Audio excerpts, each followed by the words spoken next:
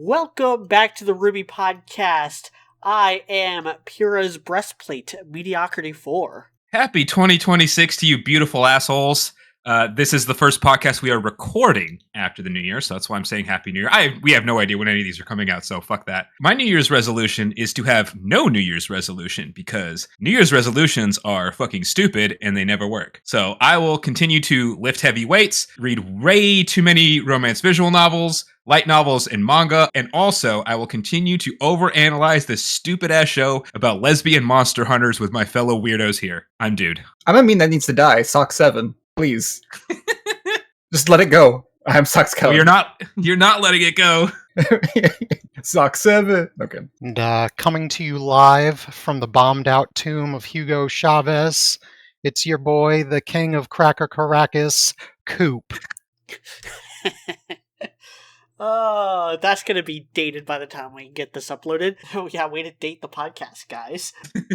So, yeah, we're talking about Volume 3. This is the third in our volume retrospective, and bit of an odd one, I think, because for whatever reason, Volume 3 is like the volume with the least amount of stuff surrounding it, which is so bizarre because it's the one where like Monty died halfway through making it, and it's still, in many people's opinion, like the most acclaimed or the most popular. It's the one that like really made the show what it is. It gave the show its stakes back. My biggest issue is how like pathetic everything is. This is the one volume where like, oh, things are like happening, a plot is happening, people are dying, people are getting hurt, heartbreak, betrayal, death, destruction, the fall of a school, and then they never really did that again until Volume 8, which was, in my opinion, maybe better, but we'll get to that when we get to Volume 8. That's a controversial statement. That's one of the most controversial statements you could possibly make, probably, is saying Volume 8 might be better than Volume 3. But I don't know, because that's one of the fun things about doing this episodically. Now, fun fact, Media, Sock, and I, actually, after our last podcast that we did, we just watched Volume 3 together. And so we were able to kind of get each other's thoughts already, like, beforehand. And so that was kind of a different way of doing it, but it was really, really fun. So that's just a little bit of context. But this is the volume that made me a true RWBY fan. Before this, I watched Volumes 1 and 2 because I was a Rooster Teeth fan and a Red vs. Blue fan at the time. My brother and I were both big fans of, like, Let's Play and stuff like that. Like, we were big Let's Play fans. So I was watching RWBY sort of casually, and I still remember this, like the night that Volume 3 ended, I hadn't watched any of the episodes. Because I like binging stuff. That's how I like to do things. And this is why I like visual novels. It's very bingeable stuff, right? Because the episodes came out on Saturday. I timed it so I could watch Volume 1 and 2 late Friday night, and then all the episodes of Volume 3. And then by the time I finished Volume 3, the last episode of Volume 3 would have been released. And so I just binged all 3 seasons of RWBY in one night. And it was amazing. Like, it was like, honestly, it was like a life-changing experience for me. Like, it got me so much more into a lot of like fictional stories and stuff like that. I know the show's not that good, but it was just really fun. The fact that it was so much better than I expected, given how Volumes 1 and 2 were, I can see why, like Media said, this was the volume that, like, the trailers put the show on the map in the first place. And then after that, it was Volume 3. Like, Volume 3 was what, like, raised people's expectations for this show, and it's probably why so many people are disappointed with it now at this point. Part of why a lot of us are disappointed with the show at this point. But Volume 3 was like very consequential, and it was very nostalgic to be able to watch this. I really want to watch Volume 4 together, just because that was the first one we ever talked about, because that was like our starting point. Those are the two that are most nostalgic for me, Volumes 3 and 4. But there is like one moment in this volume when we get to it that was the moment that like made me seriously like a big fucking fan of this show. There's one specific moment I was like, okay, I'm in. Like, I am now a fan, and obviously I still am all these fucking years later. Way too obsessed with this show, even though it's kind of garbage sometimes. Hey, but it's garbage. It's our garbage, all right? Yes, right? Exactly. It's our garbage. We love our garbage, exactly. But the funny thing is, like, my ratings overall are not that much higher than Volume 2 on a numbers basis, but I know I definitely love this more. And I will explain in a little bit, about halfway through, why the numbers are a little bit low, despite how much I love this volume. Sock, I think, already knows what I'm going to be Gee, talking I wonder about. what. Yeah. It might start with an M a little bit and be 2 syllables. Getting into the first episode, round 1. So this introduces, I think, 2 issues that I have with this volume. Kind of broader issues. Like, Volume 3 for me, I think, is weaker than the sum of its parts. Because as we were kind of watching this together, I was enjoying most of it on, like, the moment-to-moment basis. Yeah, we were like, what the fuck? This is actually really good. But it's when you look at it in the broad strokes that the volume just kind of reveals a lot of its weaknesses, and a lot of that has to do with the Vytal Festival. The individual fights within the Vytal Festival tournament that we see are good for the most part. There's only one that I would say is outright bad, and it's not in this episode, it's in the next episode. Although the fight in this episode, the Team RWBY versus Auburn fight, is one of the weaker fights we had gotten up to this point. Compared to fights we would get later on, it's just kind of average. So there's some animation issues, especially. Yeah. Some animation issues, some bad choreography, bad direction, bad use of teamwork, just a weak-ass fucking villains. And the Vytal Festival is going to be kind of like a pervasive issue, especially in the first half here. I have no doubt in my mind that this is the weakest tournament arc I have ever seen. The stakes don't matter, the fights don't matter, none of the other characters matter, there's no, like, development that happens for even the main girls. The only one who, like, really gets any kind of development that is linked to this tournament is Pyrrha and Penny. And maybe Yang. Like, you can maybe throw Yang in there. I want to put a big caveat here for me, just like to let people know that I think I've said this. I know you guys all know this, but I'm sure I've said this to everybody, like on the podcast. Like, I don't watch Shonen Action except for RWBY for some reason. I don't know. You know, it's because it was convenient at first, and then I got hooked. I do not watch Shonen Action. So this is the only tournament arc I've ever seen, besides like old Yu-Gi-Oh! Fucking tournaments. That doesn't really count. Or Pokemon. You know, that's it. But like in terms of like actual shonen battle stuff, I have never watched that. I'm not kidding. When it comes to Japanese media, I am like romance exclusive, pretty much. I will probably read at least 20 romance visual novels in 1 year, which equates to like almost 1,000 hours, by the way. Like, it's insane. But I'm very, I know what I'm about, right? Why do you think I'm the Renora fan, right? But so that's my point. Like, so I love this volume, and I probably love this. I'm pretty sure I love this volume more than media does. But that's also, please keep in mind that, like, I don't have anything to compare this to. Yeah, I know the Vytal Festival tournament's not great, but like, it doesn't really bother me because I don't have other experience with tournament arcs. I'd probably be lower on it if I knew more about tournament arcs. Well, here's like the solution I propose for like fixing this, because like the thing with tournament arcs is you can hypothetically have a return on investment later on, but we're at a point where it's too little too late now. If the characters introduced through the Vytal Festival played more of a role in future volumes, that would retroactively fix a lot of the issues here. Like if Team Auburn became like a main supporting characters in the Mistral Saga instead of Oscar and Team Juniper. I would take more Arslan. If Team Funky and Penny, well, Penny does get a very substantial role in the Atlas Saga, but like if Team Funky were given the role that the Aesops take, just completely remove the Aesops from the equation and make it Team Funky, and maybe keep Clover in there as like the parallel to Crow. That would retroactively fix a big problem with their role in Volume 3. Going into Volume 10, going to Vacuo, now we could like reintroduce Team Bronze and or Team Indigo and be like, look, these characters are important now. You completely just ignore Team Coffee, ignore all the cast bloat, and focus on like them being the new supporting characters. As it stands, none of these fights matter except for Pyrrha versus Penny, and maybe Yang versus Mercury, but even that like doesn't matter as much in the grand scheme of things, even within the context of this volume by itself. Well, I don't think wanting them to matter is, even in that situation that you propose, the only way that they would matter there would be as just an introductory thing for people. Like, the tournament itself doesn't play into the plot all that much, except with Pyrrha and Penny, and with Yang and Mercury to a certain extent. But that's about it. I don't know, like, if they had figured out some other way to set up those fights, I feel like that's the only reason the tournament was here, really. Like, they wanted to get those things to happen, I think. Yeah, and it's so bizarre because this is something that had been building up since the end of Volume 1. Like, the tournament is first mentioned in The Stray by Weiss. in the same episode that introduced Sun and Penny. The whole, like, conceit was supposed to be like, oh, Sun and Penny are going to be characters in the Vytal Festival tournament that are going to be, like, really important, and one of them was... It was always very, like... I don't want to say, what's the right word for it? It's like not quite, it wasn't solid, it wasn't concrete. You know what I mean? We even talked about this in the last podcast, I'm pretty sure. Or did we talk about while we were watching the volume? Well, I think in the last podcast, I might have been mistaking this, but I think we talked then about how the tournament itself, like the structure of it doesn't make sense. Like I'm talking about like as an actual tournament. They structured it really weird. Yeah, we talked about that because of the Pure versus Cardinal thing. Yeah, we said there should be, we did talk about that, Coop. You're absolutely right. We talked about how there should be 3 separate, like, brackets. There should be a 4v4 bracket, there should be a 2v2 bracket, and there should be a 1v1 bracket. In Volume 2, we were talking about how it was all very, like ethereal's not quite the right word, but just it wasn't concrete. Like, it never felt, like, the timeline just didn't make sense. Like, again, with fucking Miles and not caring about... Him not caring about timelines is a big fucking problem for the show, because it's like, when is this supposed to fucking happen? Like, I remember, like, in Volume 2, like... They kind of talked about it, but I remember even back in the day when I initially watched the show, and even on the rewatches, I'm like, I'm never thinking about the tournament arc because it's all just kind of ambiguously there. Does anybody else feel the same way? Am I the only one that thinks that? Where it's just like, it's kind of this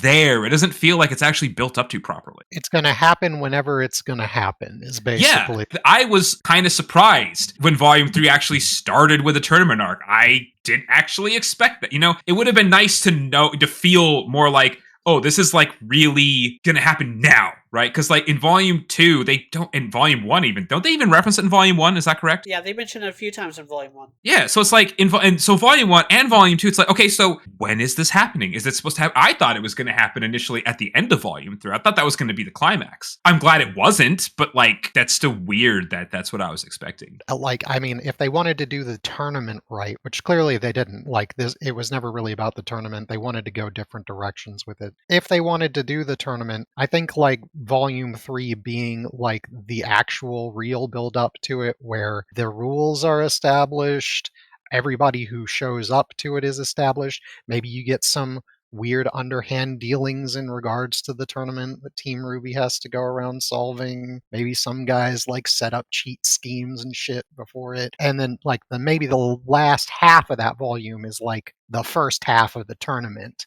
where stuff gets going and then you end it off on like a big climax. That would make it drag into Volume 4, and we know it would completely mess up how the entire show is structured to try and restructure the tournament in a cooler way to where the tournament would be good. I'm gonna be real honest with you guys, I don't think the tournament's worth it. I don't think they should have ever had a tournament arc in the first place. If their vision for RWBY was what it wound up being, which, you know, it was, I assume. So I think, honestly, I would just cut the entire tournament premise. Yeah, that's another thing that makes it like the weakest tournament arc I've seen. Like, I don't know why this tournament exists. It doesn't really make sense to have teenagers or young adults beating the shit out of each other on live television. It doesn't make sense for the world. It doesn't make sense for what it's celebrating. It doesn't make sense for, like, I don't know why any of these characters care. I don't know why any of these characters would, like, go halfway across the world to another school for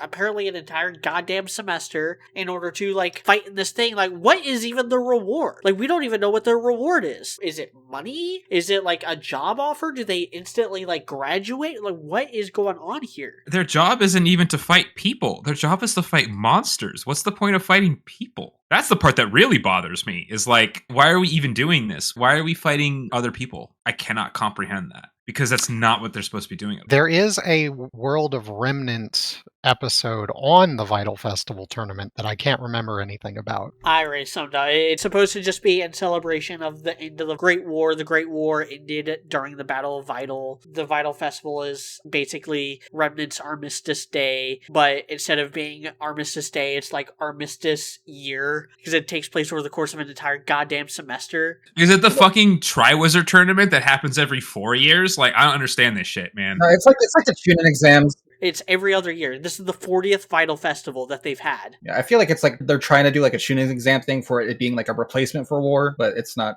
Exactly. But the thing about the Chunin exams is that was just the cover story. The actual purpose of the Chunin exam was to, like, low-key do espionage on your rival villages and try to, like, work out everyone's fucking secret techniques. Like, there's a lot of underhanded bullshit attached to the Chunin exam that was all, like, part of the point there, but there's none of that here. Well, the tuning exams, their actual primary purpose was to just make them tuning. It just happens that this other stuff was some side benefits you could get going with it. But in terms of Vytal Festival, yeah, I have been looking it up. I can't find any reference to like any prize of any sort anywhere. If there's someone out there who can tell me what it is, then sweet. I don't know why anybody would be interested in it. I don't know why Yang would want to do it so bad. I don't know why Sun would want to do it so badly that he actually showed up early when there's nothing coming from it, really. Oh, the more you analyze, like, when people show up, the more it fucking falls apart. Let's be honest. Like, Yeah. It makes sense for Pyrrha because this is like her element. Like, she's just a professional tournament fighter as a teenager. This is just the lifestyle that she's used to. And then Penny is trying to, like, use this as a show of force to, like, show what she can do, show that she's ready to save the world, and try to, like, maybe possibly leverage her victories here over Ironwood to let her transfer to Beacon. Which wasn't happening. It's not happening. Even if the Vytal Festival went down without a hitch, Ironwood was never going to let her switch schools. Let's be real. You under Osmond? I think not. I don't care how much you want to bang Ruby, I'm not allowing it. But as far as the episode itself, my main note here that is just in regards to this episode is that why the fuck are they interrupting this fight to explain the rules? Yeah, it was kind of, yeah. In case you guys didn't know, I mean, the rules are also not really explained that well either. No, they're not. In fairness, though, if you go watch like old like NFL broadcasts with like John Madden and Pat Summerall and stuff like that, you will actually genuinely see John Madden just like sometimes like overly simplistically explain things for the viewing audience. That does actually happen sometimes. But it happens like in between plays. It doesn't happen when they're in the middle of like, well, football's probably a bad example. Yeah, football's too easy. Football's so easy to do it. Yeah, it's in fairness, yeah. Because each play in football lasts like 30 seconds tops. But like imagine in hockey, they're on the ice, slapping the puck around, playing the game, and then just like cut the cameras away from the action in order to explain the rules of hockey. Yeah, no, I mean, they should have done it before. I totally agree with that. I'm just saying, like, there's bigger issues with the tournament arc than that. For me, I think, you know what they should have with hockey is they should, when they cut to commercial, they should have like one of those floating loading screens on a video game that explains some of the rules right before the commercial takes place, you know? Yeah. Like, So, actually, that's how cool. you should do it. There's stuff I like in this one, though. Like, I actually like Port and Oobleck on commentary, though. I actually think their dynamic is pretty good. Aside from that part, which is obviously an issue. These are some spectacular spectacles on which to spectate on. Yeah, like, they're funny. They actually work. It is weird that professors are commentating, but you know what? They do a good enough job. I'll give it a pass. I mean, the school's hosting, so it makes sense for, like, school staff to, like, do the main jobs. Yeah, like there's other teachers that Beacon, you know, obviously. Glinda's selling popcorn. Yeah, just... Professor Peach, where are you? Just a reminder that Reese's weapons are S tier and Reese's S tier. And then also, I love Emerald here. Like, I like that they actually do spend a little bit of time to start to establish stuff like, no, like, they're actually friends with Emerald. Like, even though she's pretending to be friends with them, that's like an actual thing. They know her. Everybody knows her. She knows them. Yes, it's established off screen. That's fine. They don't have a lot of time. That's economic storytelling, and that's something that RWBY desperately needed more of, especially in these early volumes. Like, that is something, like, stuff like that is what Volume 1 should have been full of, and it wasn't. Yes. I mean, honestly, if they wanted to, they should have introduced Emerald and Mercury at that point, so we could have gotten this more. And if you see, the thing is with like RWBY as a show, if they're going to do such a bad job of like the mystery element, then they should have never showed us that Emerald and Mercury were bad guys. And that would have actually been a great twist. That would have been great. Yeah, actually. That would have been fantastic. I literally just thought about that right now. I was like, you know what? Like, if they introduced them earlier and then we didn't know they were working with Cinder, because again, everything they show comfortable them doing with Cinder, by the way, in this volume before, isn't relevant. It's not. You know what I mean? No. And then we could be more sympathetic with Emerald when we see later on in volume 3, who cares, that she's not comfortable with all of this. Like, she's very clearly not happy with all the death and destruction going on. That would probably fit more in line with what we've seen from her, you know? Yeah, like, I like the scene where they figure out Pyrrha's ability and tell Cinder, but, like, they could be doing that in reference to the Vytal Festival. Yeah, they could just be talking to each other. They don't, yeah. Yeah, they could be talking to each other, like, have Emerald specify, like, oh, you should have no problem taking care of her in the Vytal Festival, or taking her down if you fight her in the Vytal Festival. That's a decent hint that's not actually, like, a full reveal. Like, play coy with how much Emerald and Mercury know about what Cinder's doing. Yeah. And you can even portray them basically the same way, because Emerald's just a typical Tsundere, which is peak, and Mercury is just an asshole, and that's fine. Like, he can still just be an asshole, you know, and still be their friend. There's nothing weird about that, honestly. So, I don't know, I would have preferred that, now that I think about it, because, and I did complain, I have complained before about how there's no, like, mystery element done well here. That's, like, one of the biggest things I complained about in Volume 2, is, like, and I didn't think about this then, but, like, this would solve that help solve that problem a lot if they changed that angle. I mean, if you put it that way, it's like, if you think about it, Volume 3 is about how people feel about Volume 3 is the fact that, like, they try to do too many genres in this volume, and it doesn't really fill out until, like, mostly near the end, and even then it's like you're still missing so much. You're trying to do too much. You're trying to do like natural, you're trying to do mystery, you're trying to do a little bit of like friendship moe stuff, you're trying to do like action, you're trying to do a little bit too much. Yeah, no, you're right. And that's the problem with the first half, and the second half is better because it's more focused. So I got one note on Mercury and Emerald, and it is, they changed Mercury's voice actor. So he's no longer played by JJ Castillo. Everybody knows I'm not breaking news for anybody here or listening to the podcast, but I just wanted to kind of like complain about Yuri Lowenthal in this. Starting in Volume 3, we started getting a lot more big name actors joining the RWBY cast. Most famously was Vic Mignogna coming in as Crow, but Yuri Lowenthal is arguably just as famous as Vic Mignogna, and I would argue nowadays is more famous because he's fucking Spider-Man now in the games. And I love Yuri Lowenthal. I love his portrayal of Sasuke. Like, he was the best part of the Naruto dub, and he was also very influential to the dubbing community because his portrayal of Sasuke, his interpretation of Sasuke, was the first I could recall dubbed character that would actually speak with the Japanese inflection. Like, he would say Naruto instead of Naruto or Naruto like other members of the cast would. You see that all the time now with English dubs, where dubs are a lot more willing to keep honorifics now and speak with those kind of inflections and not translate stuff. Yeah, back in the 90s with Dragon Ball, they translated all the names of all the attacks except for the Kamehameha. Double Sunday! But nowadays, you'll get, like... Even if you're, like, I read stuff in Japanese. Like, I read a visual novel that in Japanese, because I'm studying in the language, and it came out in Japanese in September of 2025, right? So very recent. And the amount of English that the Japanese characters speak now is higher than before too, and so you do see it going both ways, and I like that, like, because it's the music based one like that. So if anything music oriented, a lot of the stuff is going to be translated from English. They're a rock band, so a lot of the stuff just gets directly translated into the Japanese pronunciation of whatever the English words are. And yeah, I've noticed that as well on the opposite end, what media is saying. Like, I like that you just, you know, keep as much of the original flavor as you can. Like, I'm obviously a sub or person over a dub, of course, for obvious reasons. But if you're gonna sub it, which that should exist, of course, try to keep as much of the original flavor as you can. Like, honorifics are really fucking important. And then also another thing that's super important that I wish could get translated better is like which word the Japanese character uses for I, because that changes their character a lot too. Like, that plus the honorifics is huge. And even like the nicknames they give the characters that they talk to, like, that really helps characterize. Like, if you go on, like, I keep using visual novels as an example, but like, you could have this for anime too. Like, there's categories for what the character uses for I, what kind of nicknames they give, stuff like that. Like, all of that really helps build the character, especially in Japanese media. So translating that more directly is really good. I agree with Yeah, it's like from what I know, it's like it's especially for like characters like Frieza in Dragon Ball. It's like they have like the most like polite manager speak, but it's like as you said, like the referencing like the Boku, the Wada, whatever. It's like they keep changing. Boku, Watashi, Ore, like Yeah, like, Atashi he for changes girls. each form. Uchi. He changes it. He changes how he references himself. It's so. Oh, that's funny. See, that'd be really funny. Yeah, I'd want to know that. Like, yeah, No, that's true. important. It's true. That's how or each form they change.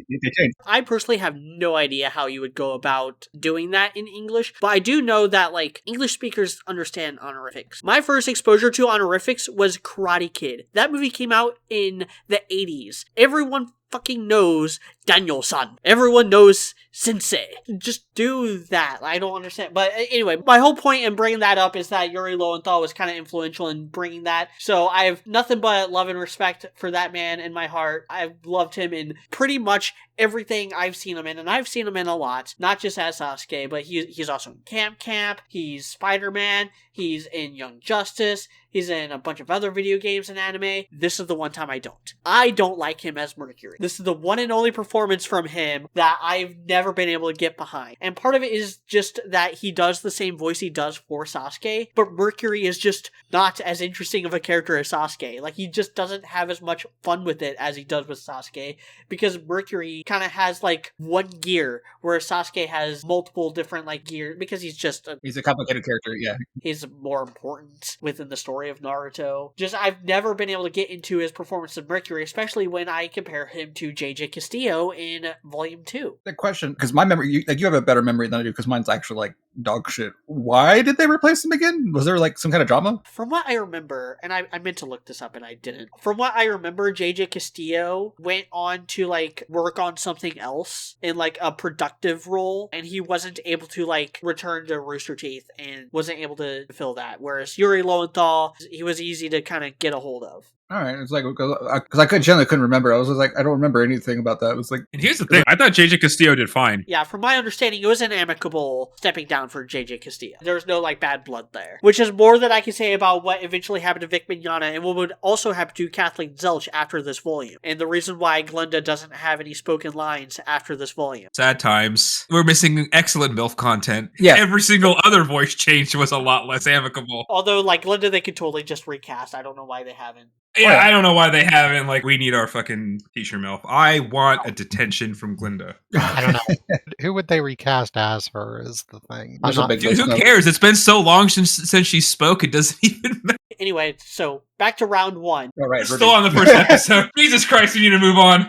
Is there anything else we should say about, like, the fight? Other than, I think they did fix some of the animation problems in the Blu-ray release. Yes, there is something. Because we looked this up while we were watching it, and they fixed it in, like, the version you had, Media, which I think is, like, the Blu-ray or, like... Yeah, the Blu-ray rip. They fixed it. And then when I went over to fucking Disney Plus, which is where Viz is streaming it right now currently. That's, like, if you want to watch it for free, well, not for free, but, like, you know, not buy the seasons, right? That's where it's streaming, on Disney Plus. And it's still the old fucked up version. And so they didn't change any, basically whatever's on Disney Plus is technically the less updated version. It's weird, even though it's got Viz's name, like they've updated like the Viz logos and everything. It doesn't have the roost, you know, they haven't updated that. It's fucking weird, man. Moving on to new challengers. In my opinion, the worst episode of the volume and the second least important episode of the entire series. This is an episode that I think is completely skippable. We have two fights. They're the two worst fights we had seen up to this point. I would say one of them is still like top 3 worst fights of the entire series, and none of these characters matter, none of these fights matter. This is just Team Juniper being in a 4v4 fight. We get the reveal of Nora's semblance, which is like fine in isolation, but it's done in like the worst way possible, because it's again like they interrupt the fight. Dude, his name is Nolan Porfiredo, is just standing there like a fucking idiot, charging up Nora even after her semblance has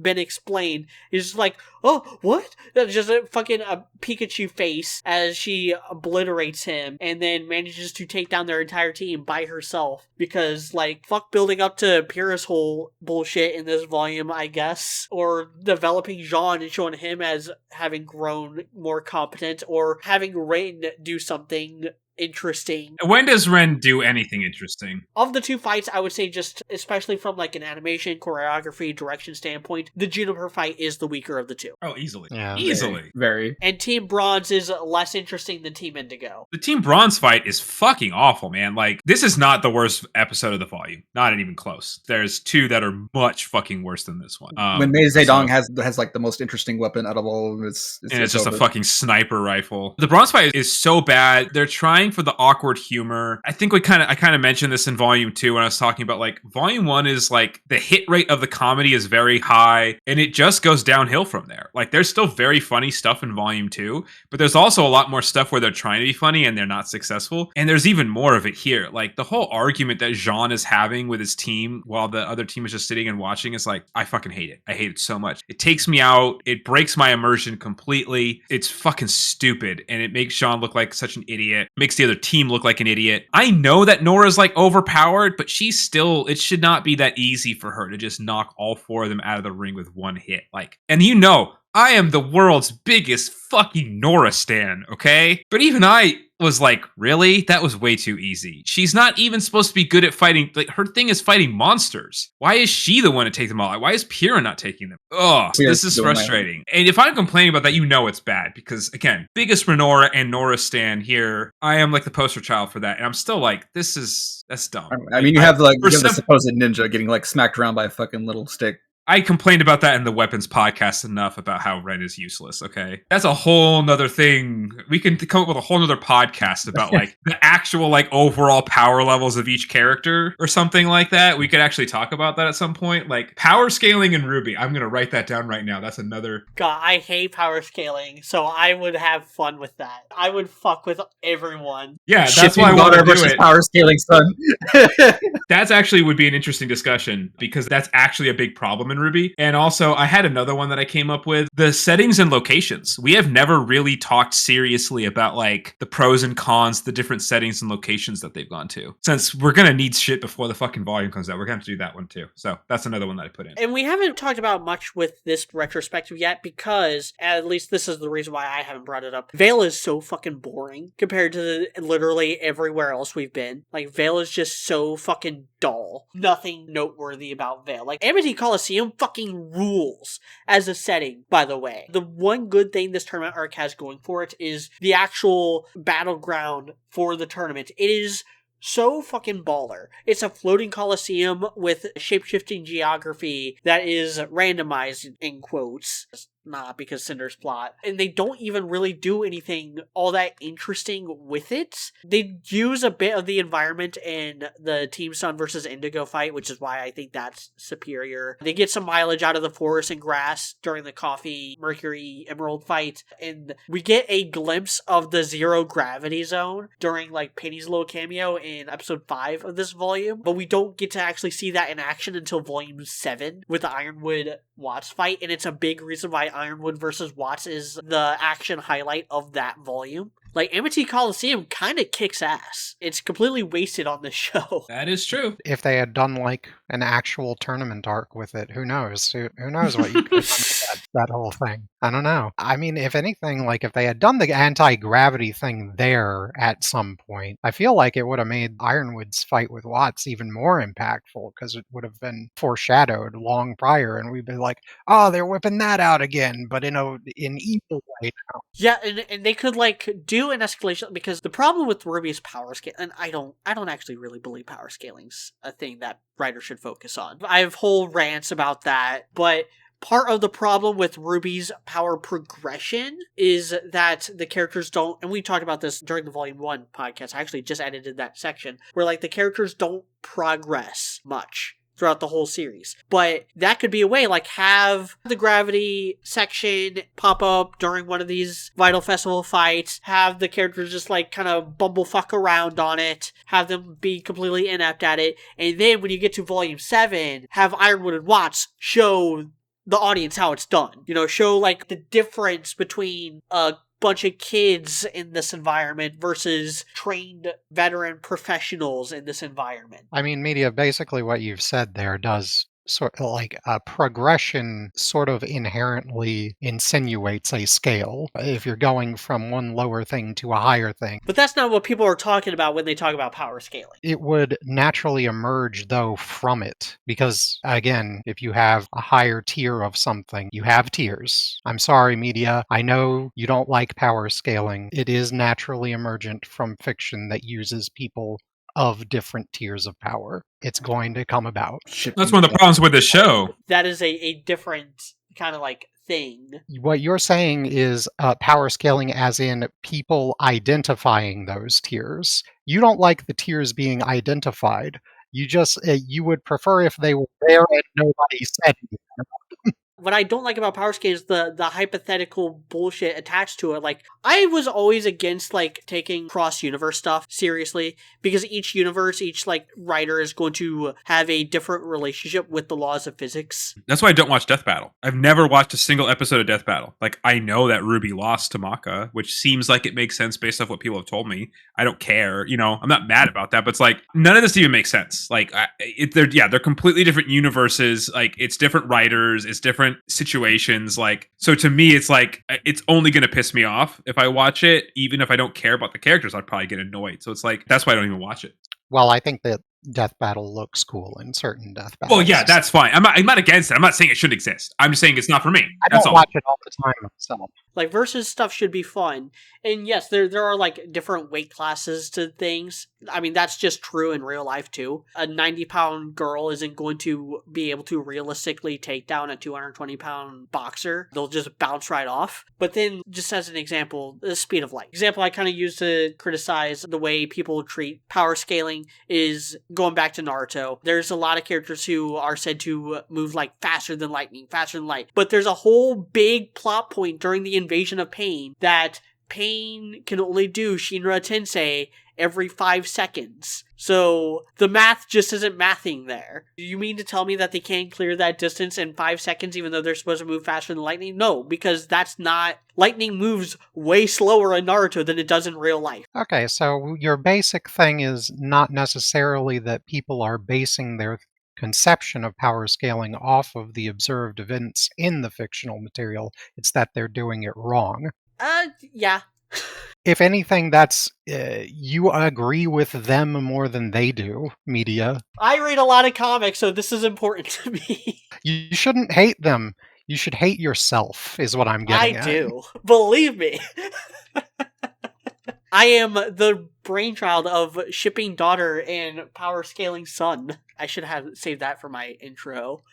For whenever we talk about that. Anyway, so the Sun versus Indigo fight is also slop. It only exists to introduce Scarlet and Sage, two characters who do not matter. And I cannot stress this enough, how little they matter, and how bizarre it is that they don't matter as much as they don't matter, because they did about as much as they did in Volume 2. They get priority over Team Juniper in the intro. They were in the Volume 2 opening for a couple frames. They're in the background of at least one shot in Volume 2 that I'm aware of. They are mentioned several times, or at least Scarlet is mentioned in the first episode of Volume 2. They've been built up as Sun's other teammates. Sun is important throughout the whole series, or at least, you know, first 6 volumes, he's relevant. Like, he's relevant in the end of Volume 1, he's super relevant throughout Volumes 2 and 3, he's even more relevant in Volumes 4 and 5, and then he bows out in Volume 6. Neptune is important in Volume 2, that's kinda it. I wouldn't stretch that far. But he does pop up in Volume 3, obviously, and then pops up again in Volume 6. They actually both make a cameo in Volume 8, so they're still around. They have a book dedicated to them now. Scarlet and Sage are not, and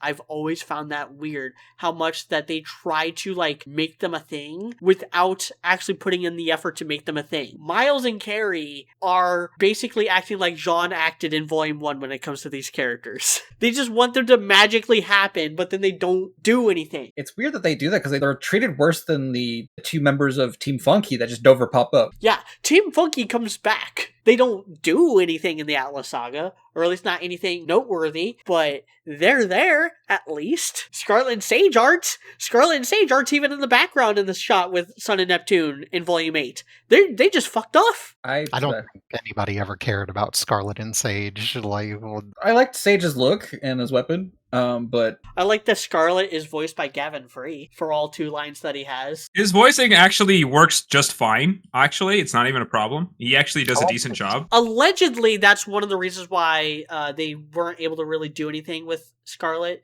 is because they were like dead set on Gavin voicing Scarlet. But Gavin was always busy doing Achievement Hunter and slow-mo guy stuff. Like, he couldn't get into the RWBY branch of the studio as often as like Michael and Carrie were. Isn't that back when he was actually doing professional slow motion video work too? Because I know he filmed stuff for like the fucking Sherlock Holmes. Sherlock Holmes. Yeah, he filmed like Sherlock Holmes stuff. I think he worked with Top Gear, maybe he did like legit fucking professional shit. So yeah. That was just one of the consequences of them not being willing to just cast someone else. Again, allegedly. I don't know if that is the true reason. That is a reported reason from back when Volume 3 was coming out. That was a reason that they gave, but I'm not sure how much I buy that. When they went over to Volume 4 as well, like, they had to change up the art style and the animation too. So they might have just not had like a Scarlet model on hand. I don't even know what they would have had them do in Volume 4. I'm talking like in Volume 5, Team Sun should have like joined the gang to like fight in the Battle of Haven. Even if they're not super relevant, even if they're just on like mook duty, even if they're just like in the background fighting White Fang people,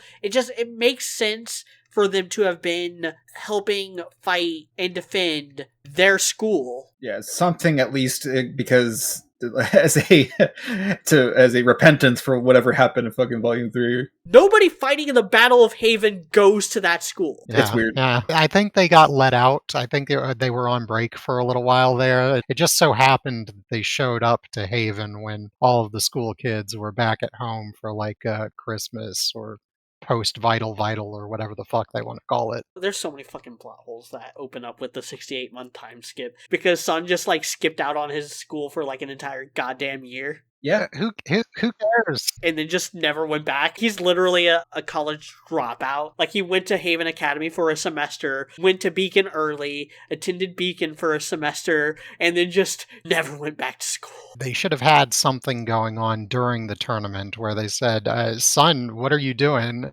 And he's like, what do you mean? I'm part of the team. No, you're not, man. You got expelled. What? Yeah, dude, you didn't show up to school for 6 months. We didn't know where you were at.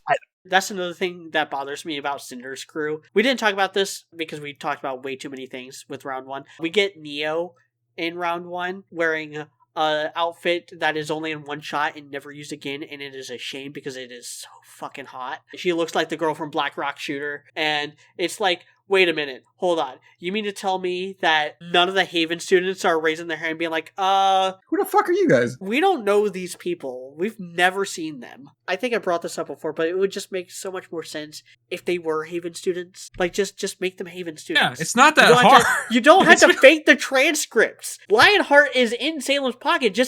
Don't just have him be like, yes, they're Haven students. Have them just be Haven students. Be like, yes, I let them into the school because, Osmond let Jean in, so why the fuck not? Jean shouldn't have faked his transcripts in the first place either. Can we remember that was unnecessary as well? I'm just saying that within canon. Yeah, but okay, like that was unnecessary. It's a canon event, Miles. Why did Emerald and Mercury not have to be Haven students? And like Cinder, I'm assuming honestly all 3 of them are older than first year students at an academy, but like they could lie about that. It's not that difficult, And also, Well, the Huntsman Academies are apparently 4 years, so they could be like 4th year students. Maybe that's true. They could have already been there. You're right. They could have already been there.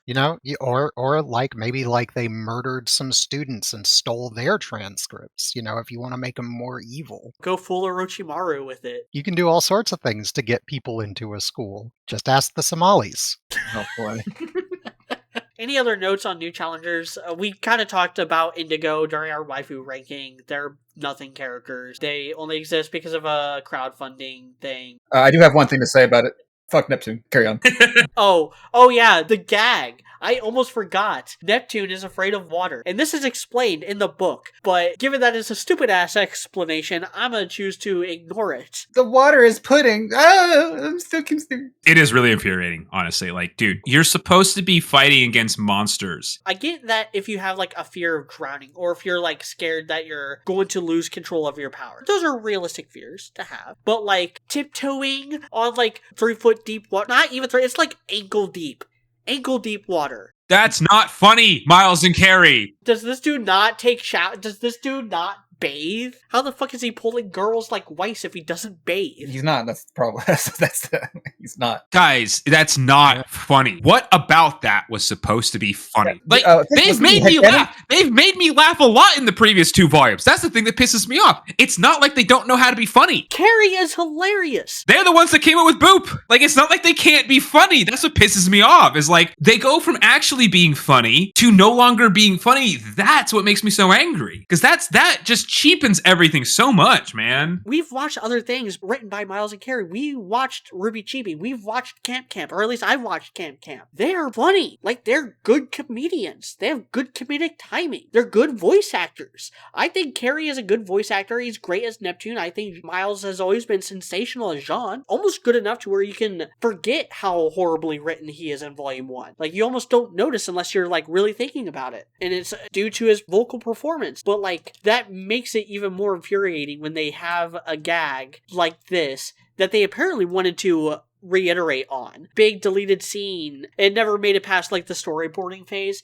Apparently we were going to get Pyrrha and Nora versus Sun and Neptune, and it was just going to be the 2 gags from this episode all over again. It was going to be Neptune's afraid of water, and he accidentally charges Nora's semblance up. See, I would have loved to have that. It's not even so much like the gag that got me, just me like rewatching stuff and like over the years and be like hating Neptune's character more and more, and especially like knowing his semblance and looking at that scene again, because I remember back at like back when this was airing, we're like, okay, maybe he's got like, because we all had this headcanon, like maybe he's like got like some kind of like electricity thing, which would make sense for the deleted storyboard thing, and that's why he doesn't really like to be water, because otherwise he'll fucking like destroy himself. It's made worse because it's just like, oh, you just make water oozy. Yeah, you make water kind of sticky is your semblance. You have water pudding, and it makes it worse. It makes it so much worse. We need to eventually do a semblance tier list, and I'm going to have to explain to you Team Coffee and Team Sun's semblances to have them on that list, because they all suck. I think I already have that written down. Any other notes on new challengers before we move on to the first good episode of this volume? It's a good episode, though. It really is. We were having fun. It's Brawl in the Family. Oh my god, dude, this is, I think, one of the highest rated episodes of the first 3 volumes that I have, because I love so much in this episode. Like, I love how hard Weiss is for Winter. Like, she's very horny for her sister in this episode. Hey, yo. Okay? She is, though.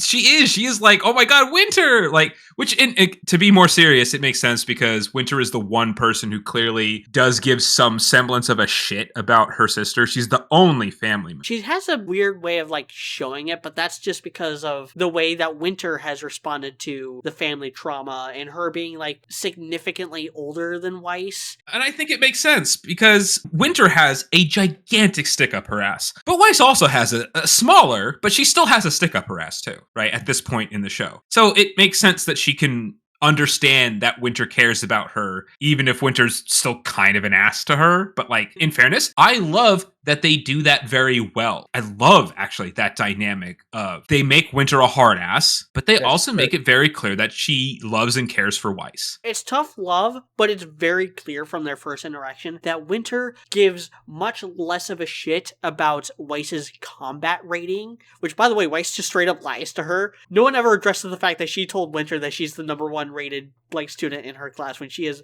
fucking not, because she's in the same class as Pyrrha.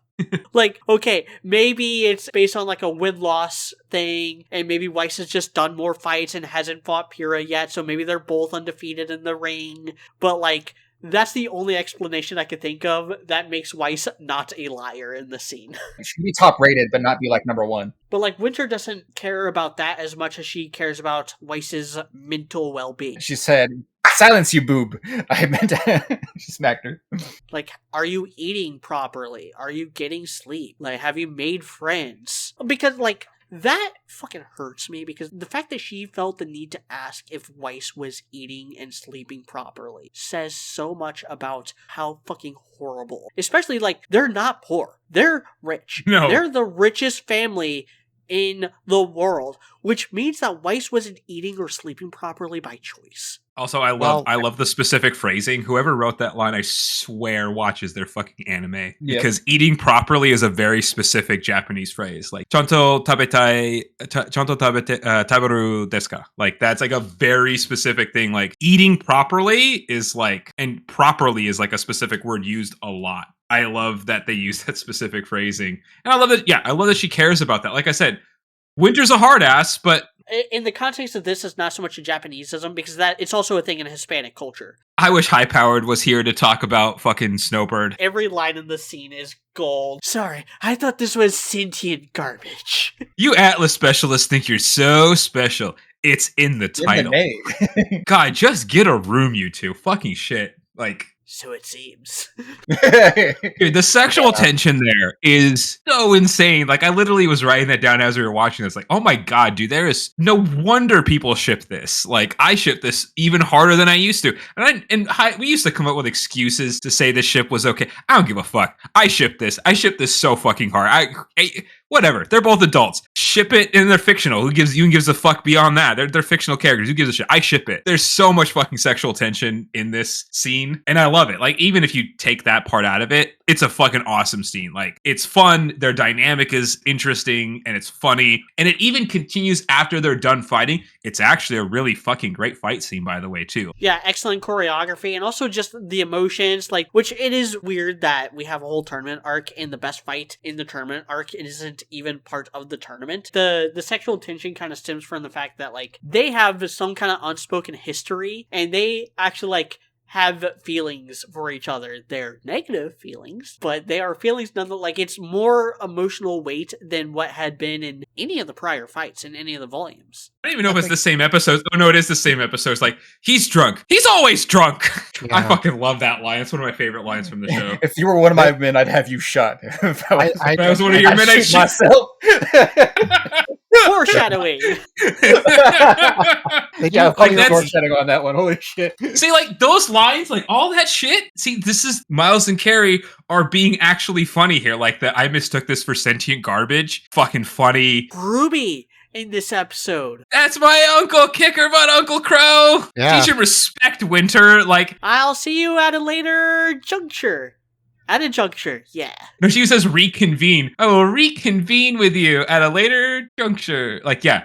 All of that's really fucking funny. Oh, and Weiss saying, the bunk beds only look unstable. That was also, like, that made me laugh. Like, all of that was fucking gold. God, I miss shit like that in RWBY, and partly why I have this episode so high. So this is the leader that you've written to me about. She's already judging RWBY, like, immediately. Like, it makes me curious what exactly Weiss was saying about RWBY. Yeah, because the thing is, and I love that because it was probably Weiss going through her character arc where she's trying to be a good, like, teammate. Like as Port said, like, be the best teammate you can be. Weiss was probably talking up RWBY maybe even more than she actually believed herself, right? Because she was trying to be a good teammate. And so then Winter shows up and she's like, really? This is what you were talking about? Really, bro? What the fuck, man? You couldn't beat this for team leader? Like, and that's funny. And Weiss doesn't back down on that, you know? I don't know, just the dynamics between all the characters here are really good. The thing, I've said this, the best thing about this show has always been one-on-one character dynamics, like Birdie the Candle, Lake and Yang. Even if you take the romance out of that, the fact that they are now a couple, even if you took that out, that scene is fucking fantastic. One of the best scenes in the entire show. Even though the jaundice art is fucking awful, the scene with RWBY talking to Jean in the hallway, fucking awesome. And they even call back to it basically in Volume 9.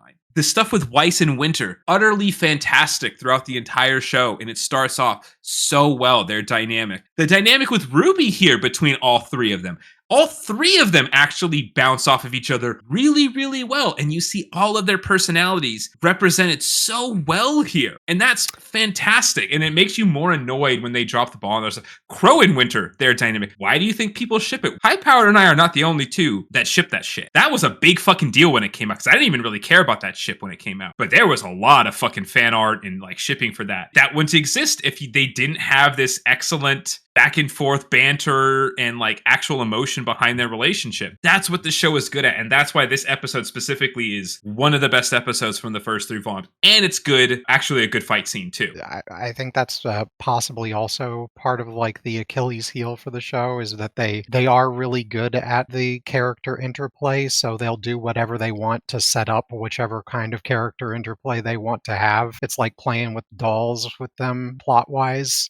A lot of times. In this particular instance, it worked out quite well. But, a lot of times it seems like they really want these two people to go at it for some reason, or, talk to each other for whatever thing to happen. And they don't really particularly care what that thing is that gets it to happen a whole lot. This episode does have one thing that sets up a complaint that is kind of pervasive throughout the whole volume, which is, I don't know why. This volume in particular had the most changes from page to screen. And some of it did not get left on the cutting room floor. We have Mercury in this episode running away when he sees Crow to tell Cinder what's going on. And one of the notes he says is that Crow is using a scythe, and that's how he knew it was Crow. Crow does not use a scythe in this fight. He also doesn't use a scythe in the only other time Mercury would have seen him. Because in the original script he did. But that changed. But they didn't go back and re-record the line. And that's not the only instance of this. There is apparently a deleted scene where Raven attacked Team Juniper for some reason. That was a big deal. Someone on Twitter actually just reiterated this. I knew this because this was kind of public knowledge. I think they talked about it in the commentary, but someone on Twitter who actually worked on Volume 3 talked more about this recently, that during the Yang versus Mercury fight, originally Yang was going to blast Mercury's leg off. That would have been way better. And that's why in episode 9 of this volume, Cinder says, first dismemberment, now this. They didn't go back and re-record the line. So as far as Jessica Negri knew, Cinder's voice actress knew, Mercury's leg did get blown off, which also made it more shocking to RWBY when he was up and about. Huh. I'm trying to think of other, because I know there's more instances of that just didn't get fixed throughout the production of the volume, and I don't know why that's the case with this volume in particular, because this volume had a much longer production cycle than volume 1 or 2. Yeah, Monty died partway through production, and so they took an extra 4 or 5 months to kind of make up for that fact. Prior two volumes had come out in the summer. This didn't start until late 2015. I remember it was in November that it started, because they took an extra break for Christmas. They took a couple weeks off for Christmas. It's just such a weird thing that I don't know how that got through all the people it needed to go through without anyone trying to go back and fix something, re-record something or just cut the line out. Could have been a pretty easy fix with the Mercury one. Just change the line, be yeah, it's the dude we saw in the picture or whatever the fuck, just. As for blowing Mercury's leg off, that line of Cinder's, that would be pretty easy. You would just have to edit one word. You just change dismemberment to crippling and you're good. I think it was just laziness, to be honest, is what it seems like. They just didn't think it was going to matter that much, which is... I mean, it doesn't matter a huge amount, but it is kind of annoying, to be honest. I mean, it's there. I didn't notice it. It's annoying how frequently it happens in this volume, specifically. More than any other volume. Yes, that is true. I guess, but I'm not sure what exactly, their editing and reviewal process was for the whole thing. So I don't know what exactly they went through to get that result. On to Lessons Learned, episode 4. This has 3 scenes in it. 2 of them are really good, and the other one is fun, but for wrong reasons. So, we start off with Coco and Yatsuhashi versus Mercury and Emerald, which is kind of cathartic to anyone like myself who fucking hates Team Coffee. That is true. Why do you hate Team Coffee so much? They've got big guy with a sword and small girl with a big gun and rabbit girl and that other guy I forget about, they're great. What's not to love? I do enjoy Coco. I'm in love with the Coco. Oh, sorry. I still hold a grudge against them for fucking up the Volume 2 finale, just coming in and fixing all the problems with no introduction and no build-up. No substantial build-up, I should say. And then they just, fuck off and are never really relevant again. They're in this volume. We get multiple action sequences with the various members of Team Coffee, but none of it matters. None of it amounts to anything. What was the whole big deal with Cinder taking them down a peg? Why did we need to see that? It's just eating up more screen time. This is just neither here nor there. This is just an observation. This volume does have the most fight scenes. The most action scenes of any volume. there are at least 12, probably more than that, depending on what you do and don't count as an action sequence. There's only one episode that doesn't have any fights, and it's episode 8. Every other episode has at least one fight. Some of them have more than one fight. And so this is definitely the most action-heavy volume, which might have a lot to do with why this volume is so beloved, because this is an action show, so it stands to reason that the most action-packed volume of the action-packed show is the one that people like the most, or is at least up there. But so many of these fights don't work for me. Some of these fights either don't matter, or are sloppy, or are both. This is one that just doesn't matter, and also has some sloppy stuff in it, like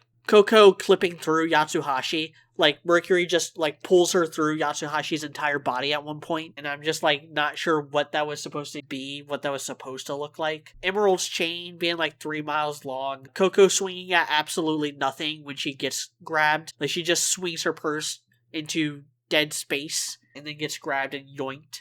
Any other notes on the Coco, Yatsuhashi, Mercury, Emerald fight? I like Mercury's fighting style. He's slick. I like it. He's the fucking Capoeira fucking like air strikes and bursts from his feet are always sick. Anybody who primarily uses kicks is always fun to watch. Yeah. Yes. Like, I fucking love when Toei gets in their bag with the Sanji fight in One Piece. I think my only thing is, like, again, why does Yang not have the same weapons on her feet too? Because she does kick. Why can't she just have both? And Mercury punches and he's got, like, the bracers on his arms. Yeah, exactly. So I think my problem with their fight was kind of the entire way that was set up, and it's more like a consequence of Volume 2. You're telling me that you guys are, like, instead of having, like, a train roll into a place, you guys could have just had people get really upset a fight outcome in a competition. I feel like there were better ways to invade a place with, like, Grimm than the previous one. It makes me kind of feel weird about the whole plan there. So then the other two scenes, we have RWBY, Crow, and Yang, because, hey, remember, Crow is also Yang's uncle. I know the show doesn't really do much with that after this point, but they are actually blood related. Honestly, the whole Winter and Weiss thing doesn't come up that much either. They talk. There's extenuating circumstances for that in Volume 8, especially. I mean, I guess with Crow and Yang, there's extenuating circumstances in Volume 7 and 8, but, like, Crow is around a lot from this point onward. possibly too much. And him and Yang get a couple scenes in this volume, and then never again. That's so true. You know, I never even really thought about that. Well, Yang's such a shitty sister that, like, I didn't even really feel bad for her, I guess, maybe. I wasn't even actively thinking about that, but, like, I just thought that RWBY's relationship with Crow mattered so much more that, like, I didn't even think about Crow and Yang, because they, like, this is the most they ever do with it, and he doesn't even really feel like he's being her uncle here. He just feels like he's just being the adult in the room, you know? He's being the cool uncle because he's playing video games with them and telling That's them true. stories. Yeah. That's an uncle thing to do. That's I know, true. as an uncle who has no kids, I am the Crow of my family, except I'm not alcoholic. So I'm like the Volume 7 Crow of my family. So I suck. Oh, well, okay, well, here's the thing. So I'm also an uncle that has no kids, and I am an alcoholic, so I am the Crow of my family. I'm not an uncle, but I am an alcoholic. So together we are the trinity of whatever it is. We are Crow. Yeah. Like We are Groot. We are the cronies. Yeah. Okay. There you go. But yeah, I think the Crow not interacting with Yang, that is also sort of like kind of ingrained thing with the fact that RWBY and Yang don't interact much, and Crow and RWBY interact a lot, so Yang just doesn't really have much to do with either of them at the same time, because they're kind of like off in their own section. Like, I get it from, like, Yang's perspective. Like, Crow matters to RWBY a lot more than Crow matters to Yang. Like, RWBY is just way more into everything Crow is about than Yang is. That's fine. That's actually kind of cool. Because it helps differentiate, it helps, like, spice up that family dynamic. And that's not like he doesn't care. It's just like they just have a weird way of like showing that they care. Yeah, I just find it funny. Like, I'm not even really criticizing the show because, you know, limited screen time, cast blow. Yeah. It's going to just naturally run into issues like this. I just think it's funny that in Volume 7, we get more development of, like, Crow and Blake, and they don't even share screen together. It's just the fucking song. They have a duet song, even though they don't interact. It's so bizarre. It's so fucking weird. And it's also the best song on the soundtrack, which makes it even more funny. Wait, which song is this? Brand New Day is a Blake and Crow song. Oh, that's right. Yeah, we talked about this. That's right. It's one of my favorite songs. I forgot. That's right. It's Blake and Crow. It's so fucking weird. It's their new start, basically. Yeah. Yeah, that's what the song is about. Fantastic song. Blake getting the new haircut, Crow quitting alcohol, and things looking up, kicking ass in every way. Both things that ended up being downgrades for their characters, I have to say. Weirdly. What? Crow becoming a teetotaler was the worst thing that ever happened to him. And I am not exaggerating here. It ruined his character. I don't think that's necessarily the correlation, but like, he was really shitty after he stopped drinking, honestly. He was way more fun. Yeah, correlation does not equal causation, but we are seeing a pattern here. It's like when he's sober is like, you know what, I need a drink. It's like, maybe I should have been drinking during this time. Blake's haircut, also complete trash, as we talked about in the waifu tier list. We don't talk about the haircut. I do like Crow's story. I like the innkeeper skirt length joke. I like the line, they don't give awards for almost, they do, and they're called silver. That's foreshadowing, because that's kind of what happens in the end of this volume. RWBY almost succeeds in saving Pyrrha, and the reward is Silver Eyes. Again, there's more great Weiss and Winter stuff here. That's all 10 out of 10 here. The whole thing, but you do need his money. Like, that was fucking gold. And then when Winter's like, how embarrassing when Weiss's card gets declined. She's like, I know, right? And then she realizes that Winter's fucking with. She's like, well, it was. And Winter's like, so this is what it feels like on this side of the equation. Yeah.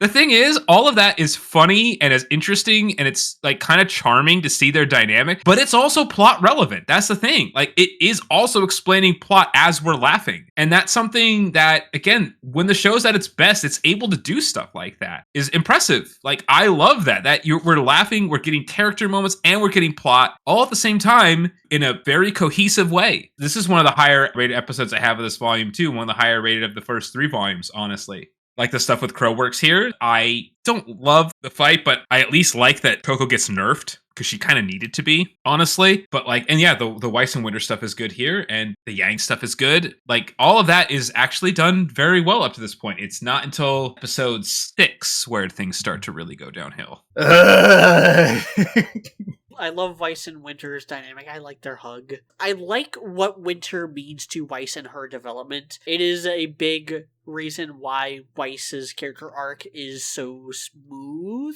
from this point forward, really, and why it just makes so much sense and why it works so well is the relationship she has with Winter is that she does look up to Winter, but she's not following her footsteps one-to-one, because Winter wouldn't want her to do that. Winter wouldn't want her to just join the military because that's what Winter did. She would want her to find her own way, find her own path, and that she gives her the nudge. Like, she doesn't give her the answer, she gives her the confidence to actually take those steps herself. This is reflected in her summoning, with like every Schnee has been able to summon for generations. You just have to believe in yourself. You have to actually like think of the foes that push you forward. You can't just like bottle them up. You can't just run away from your problems. You can't just like pretend that everything has been okay your entire life. You have to think about your trauma. You have to think about your fallen foes. You have to think about the people and the creatures that pushed you to grow and develop, and you have to like weaponize that in order to summon. I know why I hate this episode now. It's because this is what introduced the stupid summoning shit. I hate it so hard. I hate Weiss's summons.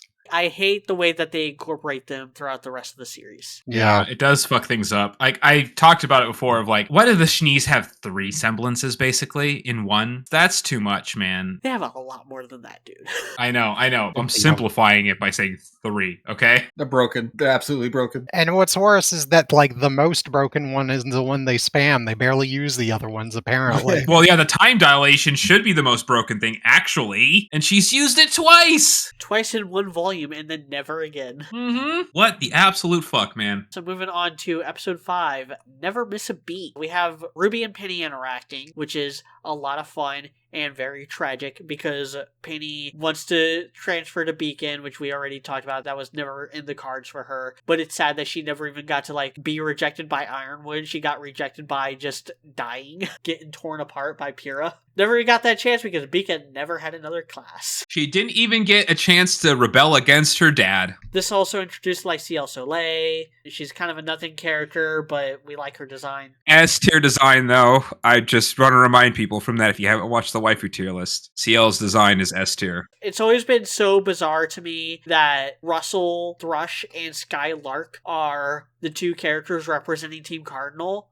in the doubles round. Why is Cardin not there? It's so weird that Cardin isn't there. How did they even get past the first round? They lost a 4v1 against Pyrrha. Yeah, but Pyrrha's supposed to be broken. I actually don't have a problem with that because Pyrrha's supposed to be broken. She's supposed to be able to beat almost anybody. So I don't necessarily have an issue with that. It just reflects poorly on literally all the other schools that the third best team of their class is weak enough to lose against the top student, but strong enough to beat an average team from another school. That's not surprising to me, though, because Ozpin is the headmaster and he's the wizard guy. Now that we know that, it's not that weird, to be honest. And, like, we technically don't even know that Team Cardinal's the third strongest team in Beacon. They've never even introduced us to other teams. Third strongest in their class. Ruby and Juniper. We don't know that. Maybe it's a double elimination tournament and they made it out of the losers.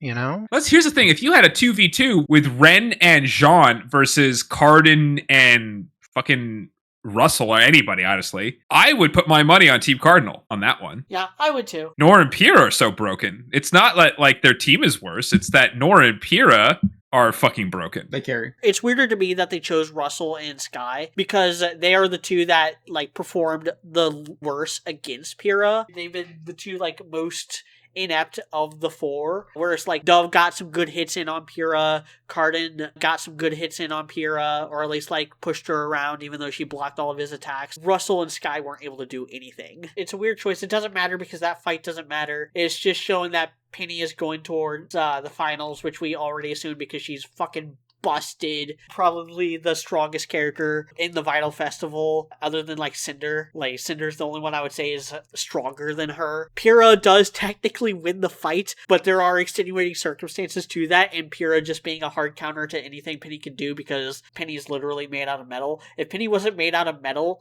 Pyrrha would have lost that fight. If Penny was just durable Teflon or something, it would be different. Also, it's the whole Penny getting messed up in that fight. Was that like part of the evil plan, or did they just wing it with that? Like, where they were like, oh, okay, well, I guess they're fighting.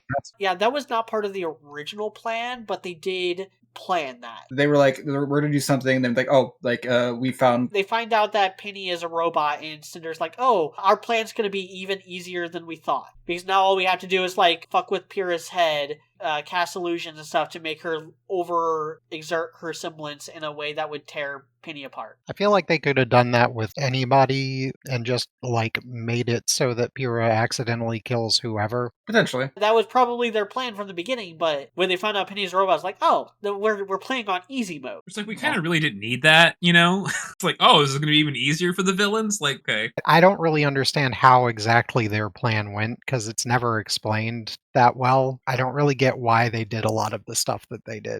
Like, I see the consequences of it, so clearly all of this led to the fall of Beacon somehow. I'm just not really sure how exactly. Cause chaos, cause unrest, hack the Elysian drones, and then profit. I feel like the drone hacking thing was the only necessary part. They could have just done that. Again, I mean, we complained about this in Volume 2. I specifically remember saying, like, if we're supposed to know what the bad guys are doing, tell us what the fuck they're doing. If we're not supposed to know what they're doing, then make it a fucking mystery. And they choose neither. And they get us halfway in between both, and it just makes everything confusing and murky and muddy and not as interesting or suspenseful as it could be. That's the problem. It's a carryover of an issue from Volume 2, in fairness, and I still think Volume 3 works pretty well despite this, but could it have been much better? Abso-fucking-lutely. The funny thing is, like, as much as I am nostalgic for Volume 3, and as much as this is the volume that got me into the show as a whole, my ratings for Volume 3, this is why this has been really fun so far, and I'm really looking forward to continuing this through the other volumes that we spent less time with, especially volumes like 5 through 9. Rating episode by episode. Volume 2, I had a 68.25 as a weighted average out of 100. Volume 3 is a 73.33. That's not as much higher as I was expecting it to be,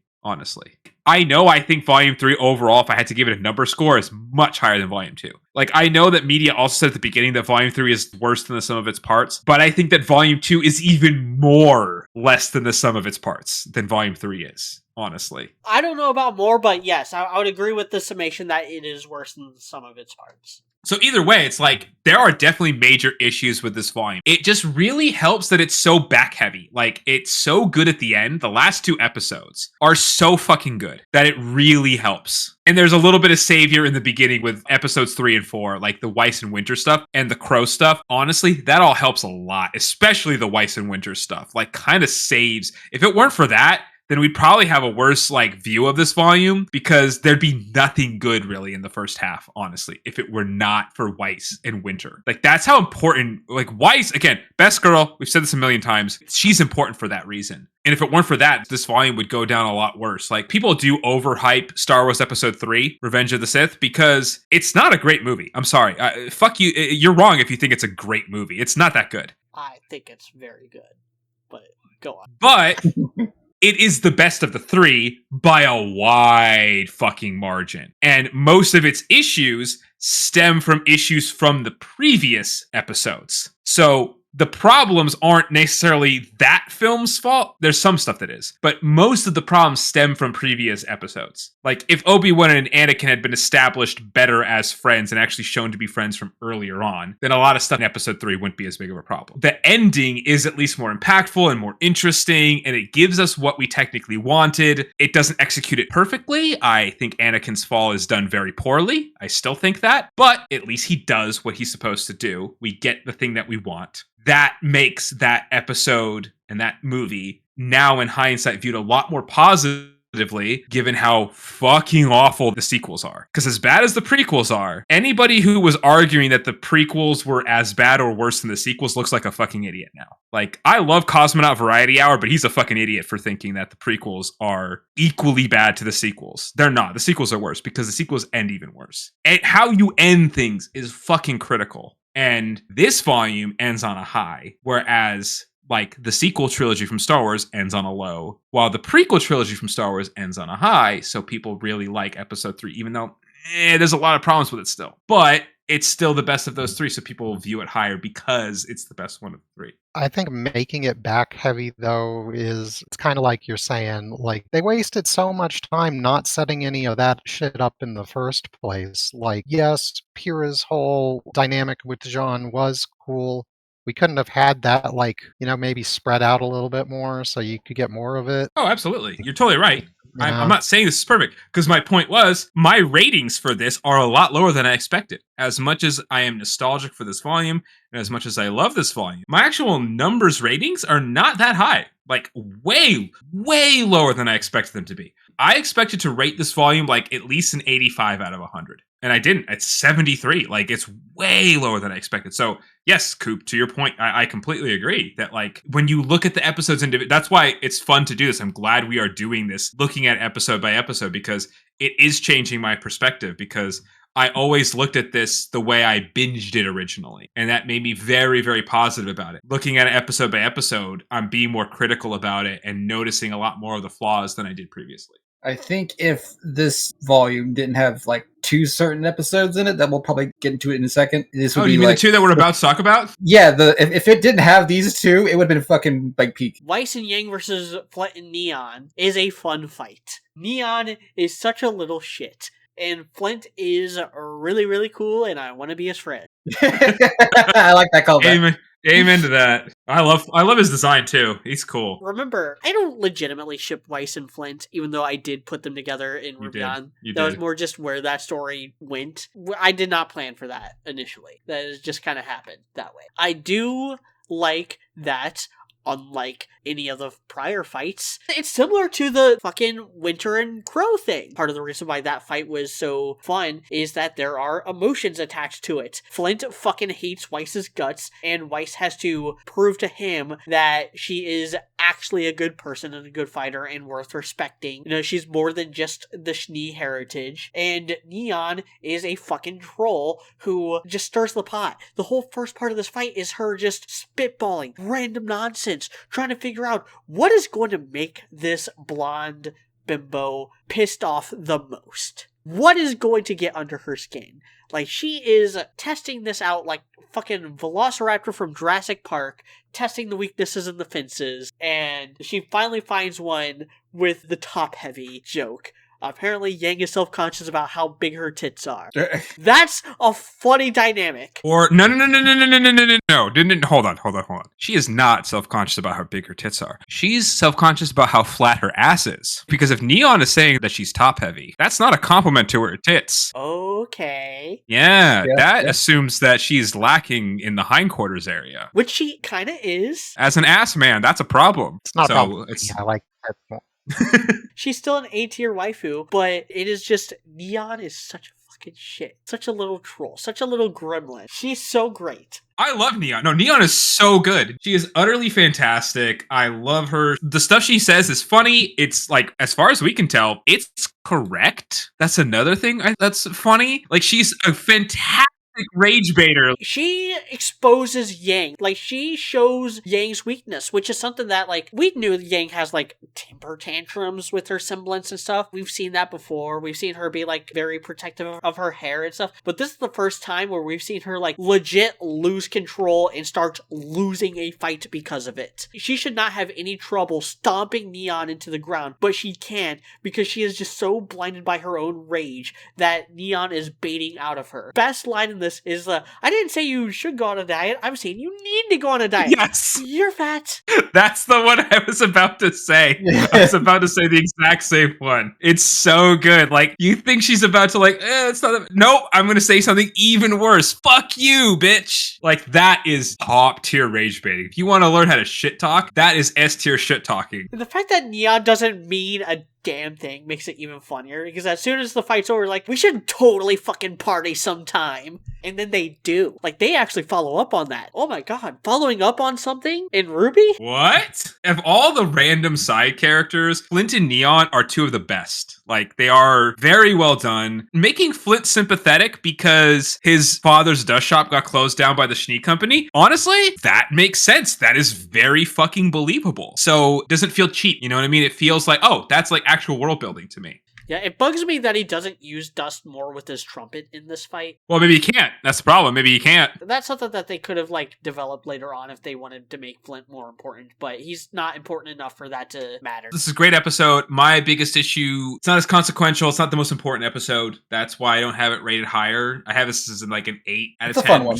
But it's fun. Like, it's good. It's good world building. I like the characters. I like what happens. I like Penny and Ruby here. Again, you know what? Fuck it. I ship it. I said it before. After these rewatches this year, last year, I guess, 2025 is like, fuck it. I ship nuts and bolts, man. Their interactions are fantastic. Makes Penny more tragic. So, and then, yeah, Neon is fantastic here. The song Neon, which we already talked about in our soundtrack retrospective, absolutely S-tier song, 10 out of 10. So, yeah, it's all really good. Now, for when this volume kind of goes to shit. Yeah, knew it was coming. Knew it was coming.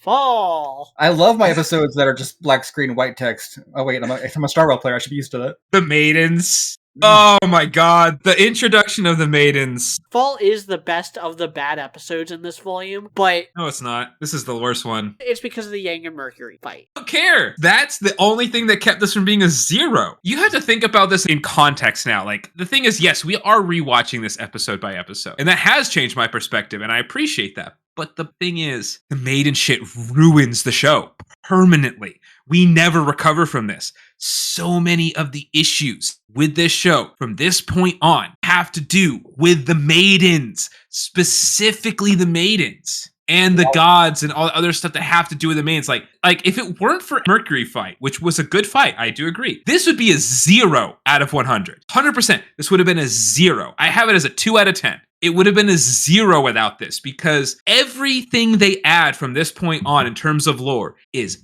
fucking awful. Like, seriously atrocious. Any of the basic world building they do after this point is unforgivable. We'll talk about that as we go through the other volumes, as we keep watching this, but like, this is the point where they start to overstep their bounds and where they start to get too big for their britches and where they just think they're hot shit and they think they can make something bigger and more epic than they can actually make. And it's just so infuriating because if they had just kept it to the same lore they already had that they established in volumes 1 and 2 and 3, you've got Silver-Eyed Warriors, which I don't even know if they've really talked about that, but they did kind of hint at that. That's fine. I'm fine with Silver-Eyed Warriors. I'm even okay with Salem being the big bad. Fine, whatever. That's not the best thing, but, you know, I can forgive that. But if they just had it as the Grimm, Salem, and the main characters, semblances, and dust, that's enough. I've said this before and I will say it again.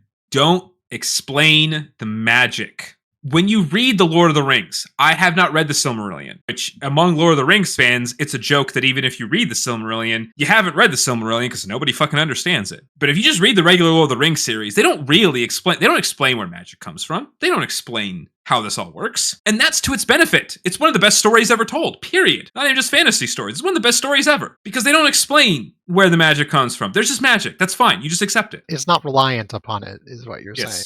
Yes, More. exactly. Whereas RWBY becomes reliant on it. Avatar: The Last Airbender, the original series, almost perfect. One of the greatest fictional stories ever told. I will fight anybody on that, regardless of animation, TV show, whatever. It's one of the best fictional stories ever told. It's fucking ruined by Legend of Korra because they explain where the Avatar comes from. Fucking retarded. I will never forgive them for that. It was stupid. And it wasn't even that poorly done, but just the fact that they explain where the Avatar comes from ruins so much of the show. And I don't have time to explain that now. I already rant too much. RWBY has that same problem where they start introducing these bigger, more high concept ideas that the writers they are not equipped to handle these things. And it just makes things worse. And if we had just kept the original stuff with, yes, we can have a big threat. All the other stuff could have stayed the same. RWBY and Team Junior still could have gone to Haven. They still could have then ended up at Atlas without relics, without maidens, with Cinder and Salem still being the biggest threats. All of that stuff could have still existed without the maidens and without the relics. Am I wrong with that? Can anybody disprove me on that? No, you're completely right. And even as someone who's like, I'm usually kind of like whatever about the maidens because like, I can see it being cool. For me, the show is weapons, combat, and the Grimm. The Grimm lose a lot of importance in the show because of the maiden stuff. I'm still like whatever about it, but it's like for me, it's need more Grimm. It's hard for me to say because they are so essential to the show's plot now because they were integrated at this point. I don't know where it would even go without them. Yeah, you really can't have Volume 8 specifically without the Relic of Creation. You would have to do a lot of rewriting in order to, like, unrelic the series. Like, okay, so here's my thing about the Maidens. I think Volume 3 benefits from their inclusion.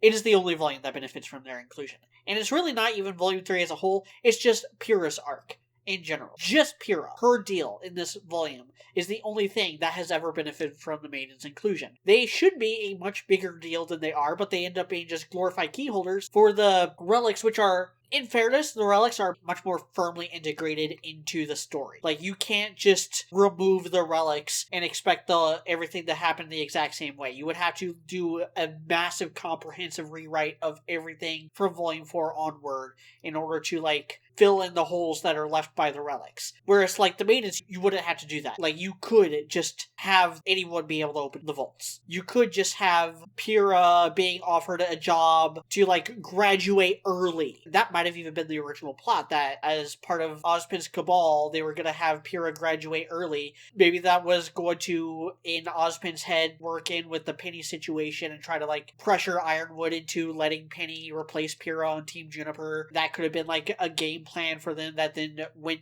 awry because of the Fallen Beacon taking both of them off the table. You could work around that, even in Volume 3. Which means that the Maidens aren't even all that relevant, even though they're supposed to be super powerful. The only thing that matters to them now is the fact that Cinder wants all the Maiden powers, even though, like, there doesn't seem to be any benefit to having all the Maiden powers. Like, you don't get more powerful, you don't get new abilities with each Maiden. They're all just generic magic. They don't have anything unique about them. Which is actually my biggest complaint with the Maidens, is that there are 4 of them and they're named after the seasons, but none of them have any unique abilities. None of them. Like, it's just they're tailored to specific vaults and that's it. Which is dumb because, like, the maidens existed before the vaults did. So what the fuck were the maidens' purpose before then? It opens up a lot of holes that didn't need to be opened up. This goes back to what I was saying about Volume 3 being weaker than the sum of its parts. The maidens are a massive part of this. They should be a massive benefit. They are spoken of with so much weight in this volume, so much weight to Pyrrha's arc and her dynamic with Jean for the second half of this volume, and lend to her, like, mental breakdown, which makes her more easy to manipulate during the Penny fight. But it doesn't actually matter. It doesn't amount to anything. It's not really followed up on in any interesting way. It just makes the show worse. I feel like the maidens, yeah, you could cut the maidens out entirely. The relics, you probably do have to leave the relics in to get where you're going with that. I'm more okay with leaving the relics in with the maidens gone, honestly. Yeah, the maidens, I think, are a bigger issue, to be honest. I wouldn't say they're a big issue. I would actually say that it's because they're such a small issue that cutting them out would have almost no effect on the whole thing. Like, you'd lose out on like a couple of fight scenes from it. And you could probably make them cooler fight scenes by having them be of a lesser scale. Or just have it be dust. Like, have Cinder and Raven and Winter just be that good with dust. What's the point of dust and semblances if you're not going to use them creatively? Yeah, I would say that would be fine. It's crazy that because of this maiden thing, we didn't even know for sure what Cinder's semblance was until Volume 8. Even though it had been hinted at, and I think they had even revealed it in an interview back in, like, Volume 2, that her semblance is, like, Hot Hands or Troll or something like that. I know they had to have revealed it because that's what I had her semblance be in RWBY Beyond, and that is effectively her semblance, but it's not until Volume 8 that that's fully revealed. And it's because the maidens muddle everything up. Like, it makes everything murky. It makes everything more convoluted. It makes the combat, or at least the fight scenes regarding the maidens, more convoluted. Harder to follow. Harder to figure out what the fuck is going on. How much of this is dust? How much of this is their respective semblances? How much of this is the maiden magic? What is happening? Basic shit. I had no idea that Cinder's thing wasn't a maiden power. I thought it just was. She just happens to like setting things on fire with maiden power. I didn't realize that that was her semblance at all. The exposition dump, it's a minor retcon, but they do retcon which maiden is which in that episode. They have the World of Remnant episode about the maidens. In this episode in fall, Summer is the orange one and Fall was the purple one, but then they switch it in the World of Remnant. And Glinda and Ironwood come off as just unnecessarily creepy in all this. I don't know what crawled up Crow's button died in this episode, but something apparently did. This is kind of an indicator of things to come with him. Sadly, yes it is. That is very true. And also just, I don't know why Osmond's in such a rush. Actually, I don't know why he's not in more of a rush if this is so important. Just, what is happening? That's another thing. Like, I've been talking about, like, Cinder and the bad guys' plans. This was also apparently Osmond's plan this whole time. He was going to get somebody to foist the maiden powers off on in the school year, and he decided on Pyrrha. And he decided to tell Crow and Glinda about it, but also to not tell Ironwood about it and be a dick to Ironwood for reasons or something. I'm not certain if he did tell Ironwood about it. He had to before this episode because Ironwood's in that conversation. But Ironwood was constantly like pissed off with Ozpin before about not doing certain things, but apparently he was doing certain things. It's actually Never Miss a Beat that Crow's like, so have you picked your guardian yet? And Ozpin's like, maidens choose themselves, but I think I found the perfect candidate. So, like, Ozpin literally just picked Pyrrha earlier that day, which means he spent the entire school year just fucking sitting on it. Hey, how many professional huntsmen do you think are in the world? Not enough. That's another thing about it, is that Ozpin is, like, alluded to as having a sort of plan of what he's going to do, but doesn't do all that much at all. It clashes with the tone they were trying to set up with him and how he replied to people. You know, he basically, when Ironwood was like, dog, what you got cooking? And he's like, oh, dude, don't worry, man. I've got something big cooking. And Ironwood was like, what? And he's like, don't worry about it. That's the thing. It's like we know, like, it's weird looking at it now when we realize, like, his plan was to stall as much as possible. Just trust me. It proceeds to not give any reason to trust him. Again, we said this back in Volume 2. If you've got, like, a secret society that you've set up, you're supposed to tell those guys the secret plan. Yeah. Even Cinder and company, aside from one of them that will come along later, knew of what Salem's plan was. We've already move on to what I think is a much, much worse episode. Yep. beginning of the end, the flashback episode, the Killing Joke of RWBY episodes, because much like Killing Joke, it is an origin story without an origin. Oh boy. Nothing is actually explained in this episode. Nothing. That is very true. 17 minutes of things happening before the series starts, and none of it actually matters. None of it's new. Remember watching this weekly and like you get this episode that doesn't show anything?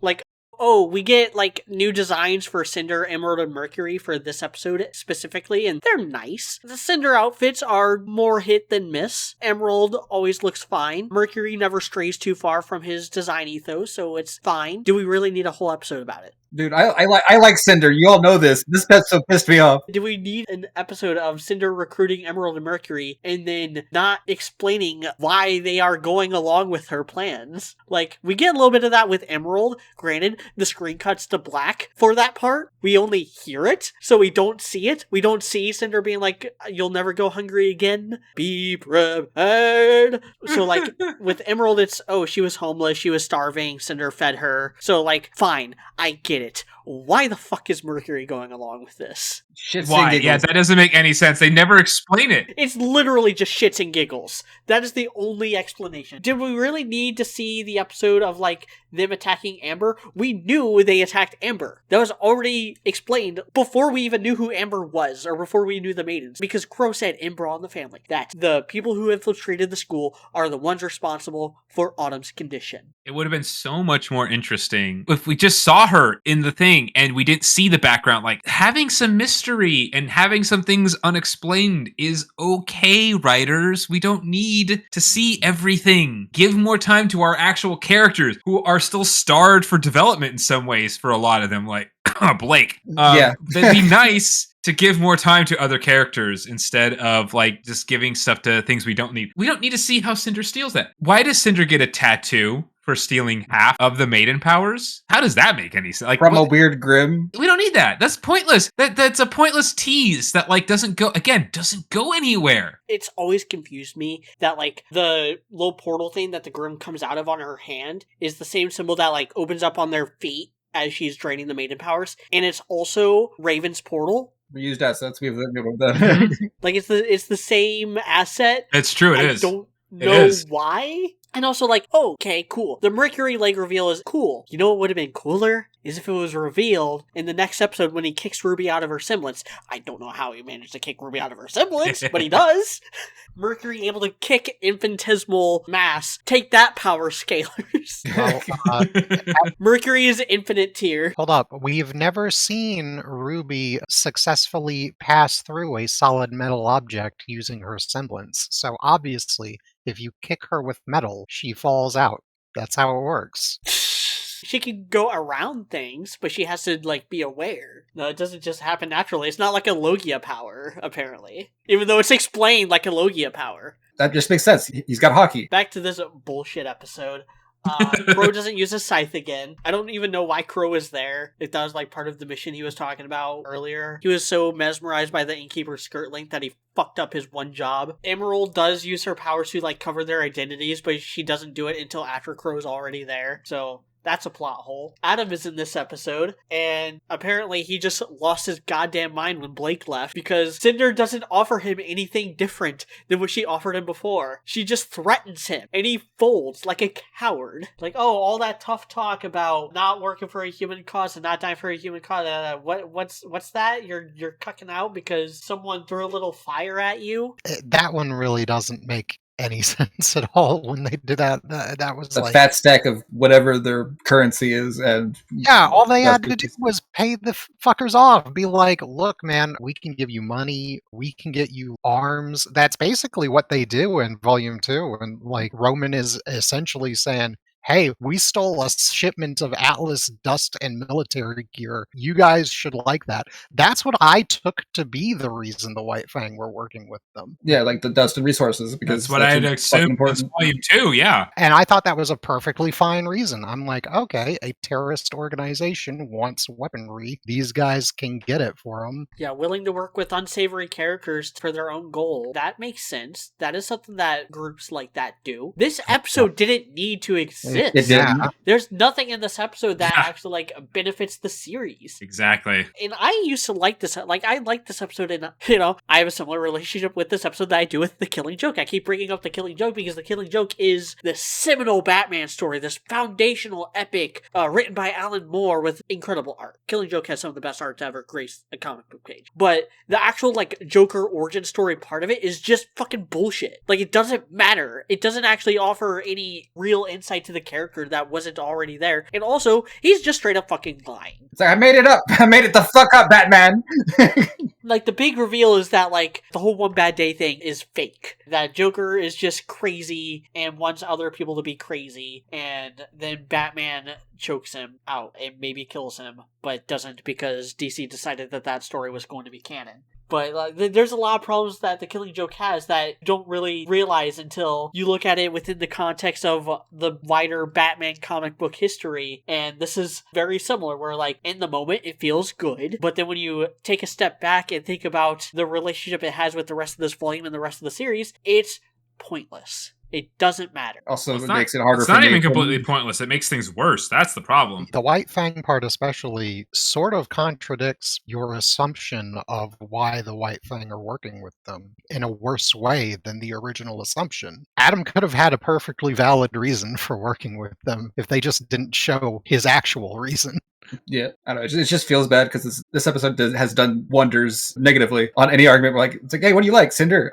Yeah, but episode this. I'm like, fuck, you're right. Everything's got an episode like that throughout Yeah. the whole show. I'm just like, you're fucking no comment. Now, moving on to the worst of the good episodes, Destiny. I actually think PvP is a little bit worse, but I like the interaction here between Yang and Ironwood and all this stuff because it is fairly realistic and believable. The whole thing about Ironwood saying, like, doesn't matter if Yang's actually wrong or not. The fact that people perceive her as wrong is the thing that matters. And unfortunately, that's fucked up, but that is true. Like, that is how things end up working. So that's a fair point to bring up. I imagine it's frustrating for Ironwood, who is used to being Boss Hog and Atlas, kind of being chained down by Vale's bureaucracy. That Winter, you know, earlier on in the volume was like chastised, like, I am more than aware of how this kingdom handles its bureaucracy. Like, Ironwood's used to just, like, fuck it, I'll do it myself. But now it's like, oh, I have to actually, like, listen to the other council members because I'm technically a foreign agent that is working on behalf of the Vale Council for security purposes of this Vytal Festival tournament. And so I have to kind of, like, do my job as written, not as I feel. Which is why he gives Yang the robo-arm in Volume 4. He recognizes that Yang is actually a good fighter, that Yang actually has a good head on her shoulders. She is what he thinks the world needs more of, similar to how his reaction to RWBY in Volume 2. Him realizing that she was right, that she was completely in the right, and that she was being manipulated by the villains. He probably has some guilt on, like, not having more trust in her. And you can read a lot in between the lines with Ironwood and Yang, and the fact that they're both effectively cyborgs after this volume. Sporgs, as I like to call them. That's their word. My problem with this episode is the Blake stuff with Yang. Blake points out some similarities between Yang and Adam. She doesn't point out enough similarities. It causes some retroactive problems later on, both in this volume and also in Volume 6. Why was this conversation not had before? Like, why is Blake just now, and at the end of Volume 6, explaining Adam's semblance? Yeah, that took a while. A little late to the party on that. You think that that would have been like, hey, guys, we're fighting the White Fang. We've been hunting Torchwick, but I should probably warn you about my ex-boyfriend. He's kind of one of the commanders of the White Fang forces. We might end up having to fight him. He kind of has a SDC brand over his eye, so he's almost certainly going to be gunning for you, Weiss. And also, Yang, he has a very similar power to yours, but it's even more busted because he doesn't need to actually take damage from it. So don't try to, like, slug it out with him. Don't fight him on your own. Do it as a team. Like, you can take the attacks and then we can, like, sneak him behind him and jump his ass. That's how we're gonna need to fight him eventually. That's a conversation that should have happened in Volume 2. So basically what you're saying is that Blake is an even worse character than we've already explained that she is. Yes. Yeah, why didn't she give them any kind of heads up on who Adam was, who he was to Blake, and the role he has in the White Fang, when they were literally spending a whole volume actually, all of Volume 2, was focused on them trying to, like, take the fight to the White Fang. That actually would make things even better because, and I know this might not make sense to some people, but that would allow Yang to think, what if Blake, when she left, went back with Adam, even though Adam cut Yang's arm off? Yep. How much more devastating is that for Yang at that point? Because that is something that people do. Like, even if she thought it was a sacrifice thing, that she was going to Adam just to, like, try to keep Yang safe. I'm actually surprised the writers didn't do that, because that's kind of a stock anime plot. It is, right? It's very that hits. Though. That happens in a lot of shows. Yeah, that hits way harder. That happens like 5 times in One Piece. Yeah. Robin. Sanji with the mid smokes. Yep. It would have been cool, I guess. Look, guys, I think we can, take from our interpretation of RWBY's theme that planning and forethought are a very evil thing, and if you're a good guy, you shouldn't do them. Okay, that's the moral of RWBY. And as we all know, RWBY is completely correct about that, as evidenced by the show. Who needs a plan when you can just aura farm? Ruby Rose, probably. I have a plan. Attack, that's the plan. I don't have an issue with Blake not trusting Yang right away. Given what she's gone through, that actually makes sense. My issue is how she seemingly is okay with it so quickly. That's what I was building to. If you're going to bring up this obstacle, make it a fucking obstacle, guys. Like, either it's an issue or it's not an issue. Like, pick one, please. I don't really like that at all. I do like Crow's advice of, like, sometimes bad things just happen, bro. Like, that's true, sadly. Like, that's good advice, actually. That's something you should be aware of. It's a little weird that he says he can help her find Raven. It does kind of end up leading somewhere. I don't love all the stuff with Raven here. Like, we don't need more complications here. I do think the Raven stuff was necessary, because even though we had seen the Stark photo by this point, it is, I think, important to establish that Raven and Crow are twins, and that Raven is out there, and that she is not a nice person, not a good guy. I think it is important to, like, set that up. They don't really do much with it, or they don't do enough with it in Volume 5 when it becomes relevant, but it was important to at least establish some baseline stuff there. Yeah, in terms of the Raven stuff, it's kind of contradictory. We've got 2 things on Raven. We got what Crow says about her and what she actually did, which was save Yang that one time. We're like 1-1 on each side currently of whether or not Raven is good or bad. At this point in the story, prior to Volume 5, this doesn't really help us know anything about her, really. Nora being a total fucking wingman for Jean. Fucking peak. The Juniper stuff in this episode is what makes this episode good. Please do nothing to the cook is fantastic. Nora being a wingman is fantastic. I love the mental breakdown from Pyrrha here, that Jean tried to give her a pep talk, tried to, like, get her to believe in herself and that what she was doing was right, but in doing so, basically what Pyrrha heard, don't care about me, just do whatever it takes, even if you have to shove me into a wall. And the closest thing that this episode has to an action scene. It's like he said the right thing, however, wasn't the selfish thing. He's missing some context here. And she is not helping. She is being a typical woman here. Just expects him to read her mind and know what's going on. It's also in this episode that we get another plot hole. They say that Emerald went with Mercury back to Mistral. No, she fucking didn't. She fucking didn't. Yeah, she's actually in the audience. That's right. She's there in the audience. Nobody raising their hand like, hey, I saw you on the news. You're that kid who got maimed. You're his partner. I thought you went. What is going on? And how is Ruby the only one who saw her? From the exact opposite side of the stadium. And how did Mercury know to just be there? It's so dumb. My only guess is he heard her walking. It's the only thing I can think of, just to play devil's advocate. Like, I'm okay with coincidences in story. Like, I'm okay with, like, happenstance driving plot forward. I'm okay with that. It's when it gets dumb, like Emerald lying and saying that she went with Mercury when she didn't. Or Mercury revealing himself even though he was explicitly told not to reveal himself.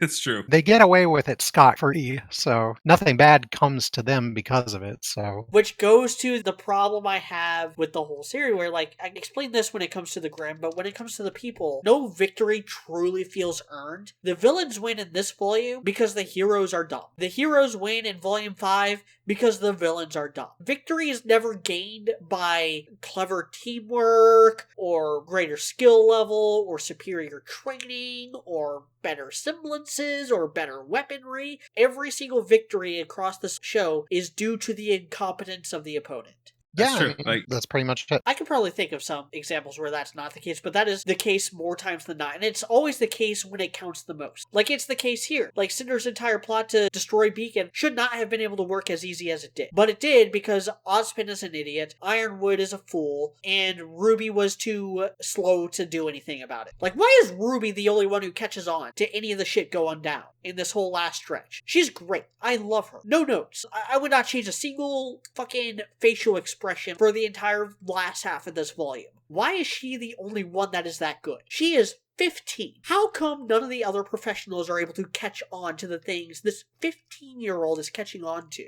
If you look at the structure of the bad guys' plan, it's very similar to the one in Volume 2 as well, like I've been saying. Their plan is to hijack some equipment and use it to bring Grimm into the city. Again. But more this time. Yeah. And the only reason it didn't work the first time was because RWBY and team luckily caught on to their evil machinations due to dog piss.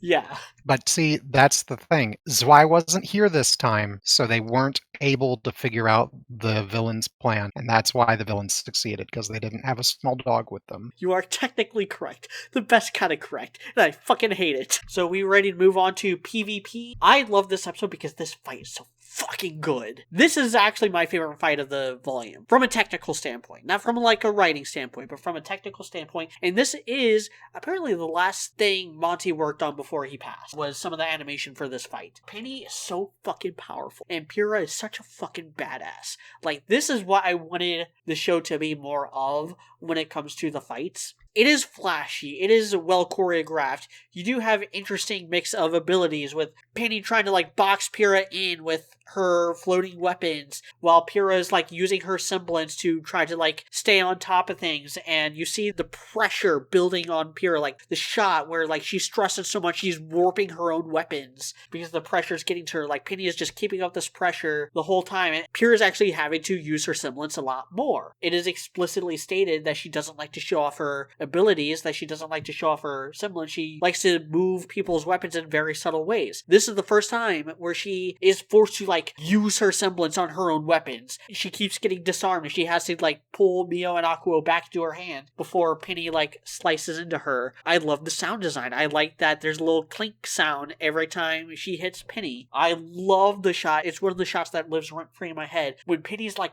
rocketing forward to her and then jumps up and like rocket kicks Pyrrha in the face. It's so good. That should be like a combo in a fighting game. This made me wish that there was a better RWBY fighting game than the Blaze Blue cross tag battle, which only has like 5 RWBY characters. Yeah. I was so happy, and then I was like, oh no, it's cross tag. it could have worked so well. Yeah, if there was more of them in a fighting game, like that's what they were designed for, honestly. Fuck putting them in anything else. Like, make their own fucking fighting game, bro. Fair enough, honestly. I'd buy it. Like, even if it's like a fucking arena fighter, like No. CyberConnect. Okay, never mind. No. You got sorry, you lost me there. Just okay. No, 2D, traditional 2D fighter. Arena fighters are garbage. Like, I like good 3D fighter. Like, I like the Storm games from Naruto. That's basically it. I'm a platform fighter fan. Like, I prefer Super Smash Bros. Melee. That's my favorite video game of all time. I'm already compromising by going with a 2D fighter, so I can't compromise more than that. All right, no, that's fair enough. Like, I like play all the fighting games, so it's just it is what it is. Yeah, that's fair. That's fair. I like Mario with the Luigi. It almost makes me wonder, like, did they even need to make Pyrrha trip balls in order to push her like this? Because I think Ozpin put enough pressure on her to where this would have happened anyway. Could have. Maybe not to the exact same degree, but you're not off there. Cinder's plan did not revolve around them knowing that Ozpin was already, like, putting all this pressure on Pyrrha. They were there for, like, insurance to, like, sure up that this happened. I'm just saying that, like, it almost wasn't even necessary. Like, this is an instance where that's actually better. It's just dogpiling Pyrrha. Like, poor fucking Pyrrha, man. Like, she is just not having a good day. This all happens in, like, it was literally, like, just the prior day that she found out about the maiden. Now she's fighting someone who is, like, really fucking powerful, like the most powerful person she's ever faced. A literal android who is meant to be, like, the guardian of all of humanity, like, purpose-built to, like, be able to take on maidens. Like, I think it's one of the things I can appreciate about Pyrrha, especially during these episodes, is the fact it's like, oh yeah, I'm not hot shit. There is way stronger shit out there, and I don't know if I'm going to be ready for that. I love My Hero Academia. I love that My Hero Academia acknowledges that every year there's like 1 to 3 students who are already combat-wise on a professional level, and the majority of their curriculum is spent on like disaster relief and knowing when to use their abilities and control them and stuff. RWBY would have benefited from that a lot. And as far as that goes, Kenny and Pyrrha are 2 excellent candidates to already be on Huntsman level combat-wise. 2 characters whose schooling could be more focused on like disaster relief. Like I said, like that is a big thing in My Hero Academia. Like, they don't do a whole lot of combat training. That's because Japan understands bureaucracy, okay? They have a far deeper knowledge of what it means to do paperwork. Yeah. God, that is fucking true. If you ever watched the film Ikiru, that's a perfect example of Japan's over-reliance on paperwork. In America, it's hard for us to even do our taxes each year. We can't get to that level. We couldn't possibly come up with like any kind of school system for heroes. We would. If you've never watched Ikiru, by the way, that's an Akira Kurosawa film from 1952. Fucking fantastic film. I do highly, highly recommend it. I have seen that one as well. Yeah. Oh, you have seen that one? Did you like it? It's okay. I like Yojimbo better. I haven't seen that one yet, so I'll have to watch that one. Yeah. I also like the Ruby and Mercury encounter, even though it is, like I said, it is so fucking bizarre that Mercury manages to kick Ruby out of her semblance. That shouldn't work, but it does. But I like that it is a different kind of fight. Like, so many of the fights are kind of on the same wavelength in the show. You get a lot of, like, 1v1 or 1v crowd stuff, or team versus boss monster. I include the mech fight as a team versus boss monster. It is structurally identical to, like, the Nevermore fight from Volume 1. Whereas, like, you have a flat arena, you have opponents squaring off against each other and hitting until one of them stops moving. Whereas this is an action scene where, like, Ruby's goal is to just get away. Ruby's goal is to just run past Mercury, and that is a little more difficult than it should be. Again, no idea how Mercury's able to do that, but he is. We've established this earlier. He's using hockey. He's using observation hockey. We've gone over this. Hitting her true body. Yeah. Yeah, that helps kind of mix things up a bit. You know, I wish there were more actual chase scenes. We got a little bit of that with the mech fight in Volume 2, but not much. But then, what brings this episode down is Cinder. Her speech is bad. I'm gonna be honest. She's kind of retarded. I would prefer it. Yeah. Speech is bad, man. I'm just like, it's a good thing you're hot. Like, hey, you know what would be a great idea as everyone is shocked, just in abject horror at what just befell them? Hack their CCT and make sure everyone knows that you're the one who did it. Yeah. And the fact that a goddamn motherfucking Jean Arc is the only one who is able to, like, figure it out on his own. That, like, the person who hacked the CCT and was, like, all doom and gloom and trying to stir the pot about, like, Osmond and Ironwood hating each other and war is happening. She's the one responsible for this. Fucking hate it. This is a complaint more with the next episode, Battle of Beacon. There's a lot of people who are wearing the school uniforms in this whole thing. What the fuck are they doing? Nothing. Where the fuck are they during the Battle of Beacon? They all just, like, run and cower. This show has always had an issue. It's a huge amount of inconsistency because they introduce way too many characters and then they don't do anything or enough with a bunch of those extra characters. And then yet at the same time, we're supposed to have these schools that are full of, like, future professional monster fighters, right? I literally said at the beginning of this podcast episode, this is a show about lesbian monster hunters. And they have tons of these lesbian monster hunters. And yet they don't go fight monsters when there are monsters to fight. What the fuck? It's very clear that the vast majority of them have already gone to, like, high school level academies for fighting monsters. And most of them are at least partway through or several years through their college level training to fight monsters. And yet most of them don't do anything to fight monsters. Like, it would be fine to have a bunch of these characters in the background with these other, even if they're fairly generic weapons, fine. I don't care. Just have more people there besides the people we already know. Show don't tell is kind of a rule of thumb, but there are situations where that doesn't apply. One of the situations where it doesn't apply is when you literally don't have the budget to do so. This is a show that could very much benefit from, like, everyone is going to get their weapons.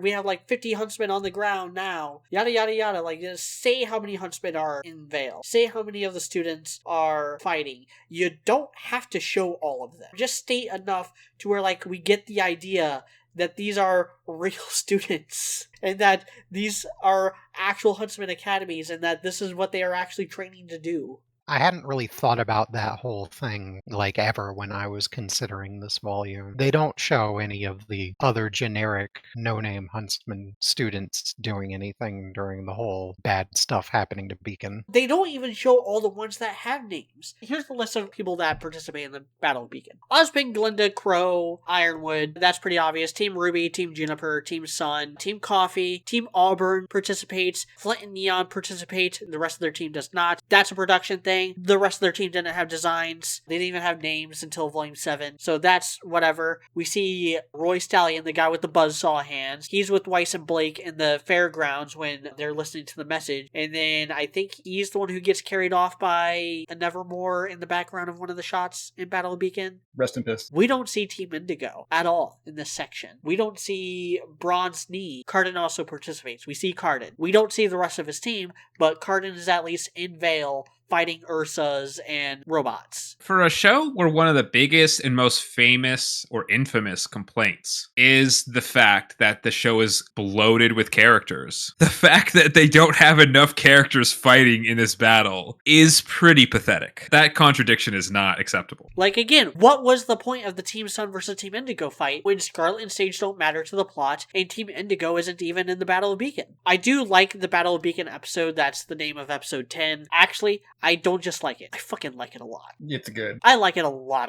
I like this whole 3-episode stretch. Battle of Beacon, Heroes and Monsters, Into the Beginning. This is the best 3-episode stretch of the entire series. I love everything that we do see in these 3 episodes. I love Ironwood going ham on the Alpha Beowulf. I love... fucking hurts my heart every time. When the Nevermore crashes into the Colosseum and goes after Pyrrha and Jean, and RWBY grabs one of Penny's swords, stabs it in the chest, and just shouts, "Leave her alone." Leave her alone! That's one of the best line reads Lindsay's had in the entire series.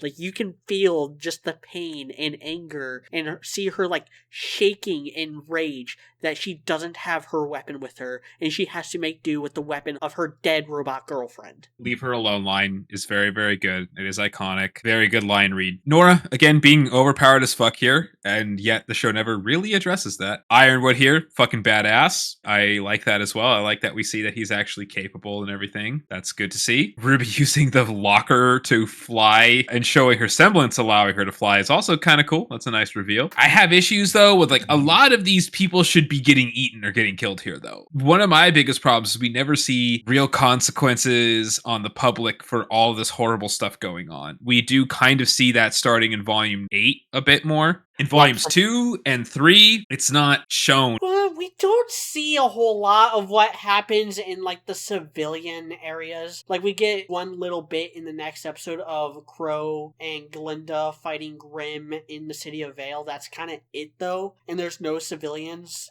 to be seen. We do see a lot of dead Atlas personnel. We see a lot of dead soldiers. Yeah, Atlas personnel get the fucking short of the stick. They're just constant. Well, yeah, the Atlas people get the short of the stick, but I'd still like to see more civilians getting harmed, you know? The invasion was confined to the school grounds. Yeah, like, the Grimm did spill out into the city, but the White Fang assault was focused entirely on Beacon. There were no White Fang people outside of Beacon. It was just the Elysian Knights and the Grimm that kind of spilled out into the greater city. Apparently, like, didn't do all that much damage. Again, I like Emerald here. I like that we see that she's not comfortable with this. I just like her character. That's just a small thing. The dragon / wyvern, I don't care which it is. I don't give a fuck. All wyverns are dragons, not all dragons are wyverns. I call it the dragon because that's what it is to me. I think it's one of the top 2 Grimm we've ever seen. I think it's between this one and the Apathy. I don't really care which of those 2 is better, but I think this is fucking badass. The dragon is more impressive because it's a lot larger, and also just the fact that it spawns other Grimm. That's kind of the only thing most of the Grimm have going for them, is just the numbers. It doesn't matter how weak each individual Grimm is,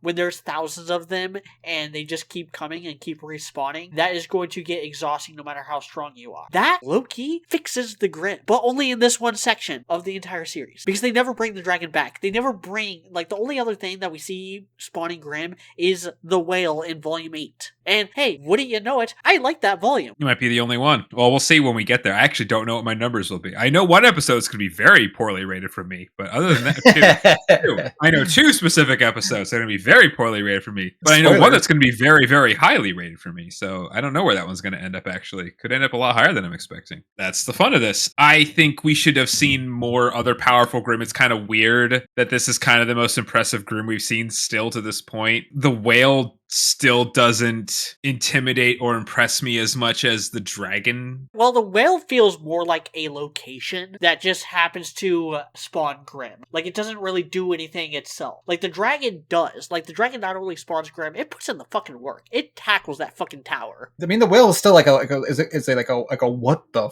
fuck am I looking at? Because it's not only just like it's a fucking ship, it's a fucking fortress, it's a monster factory, it's all sorts of things.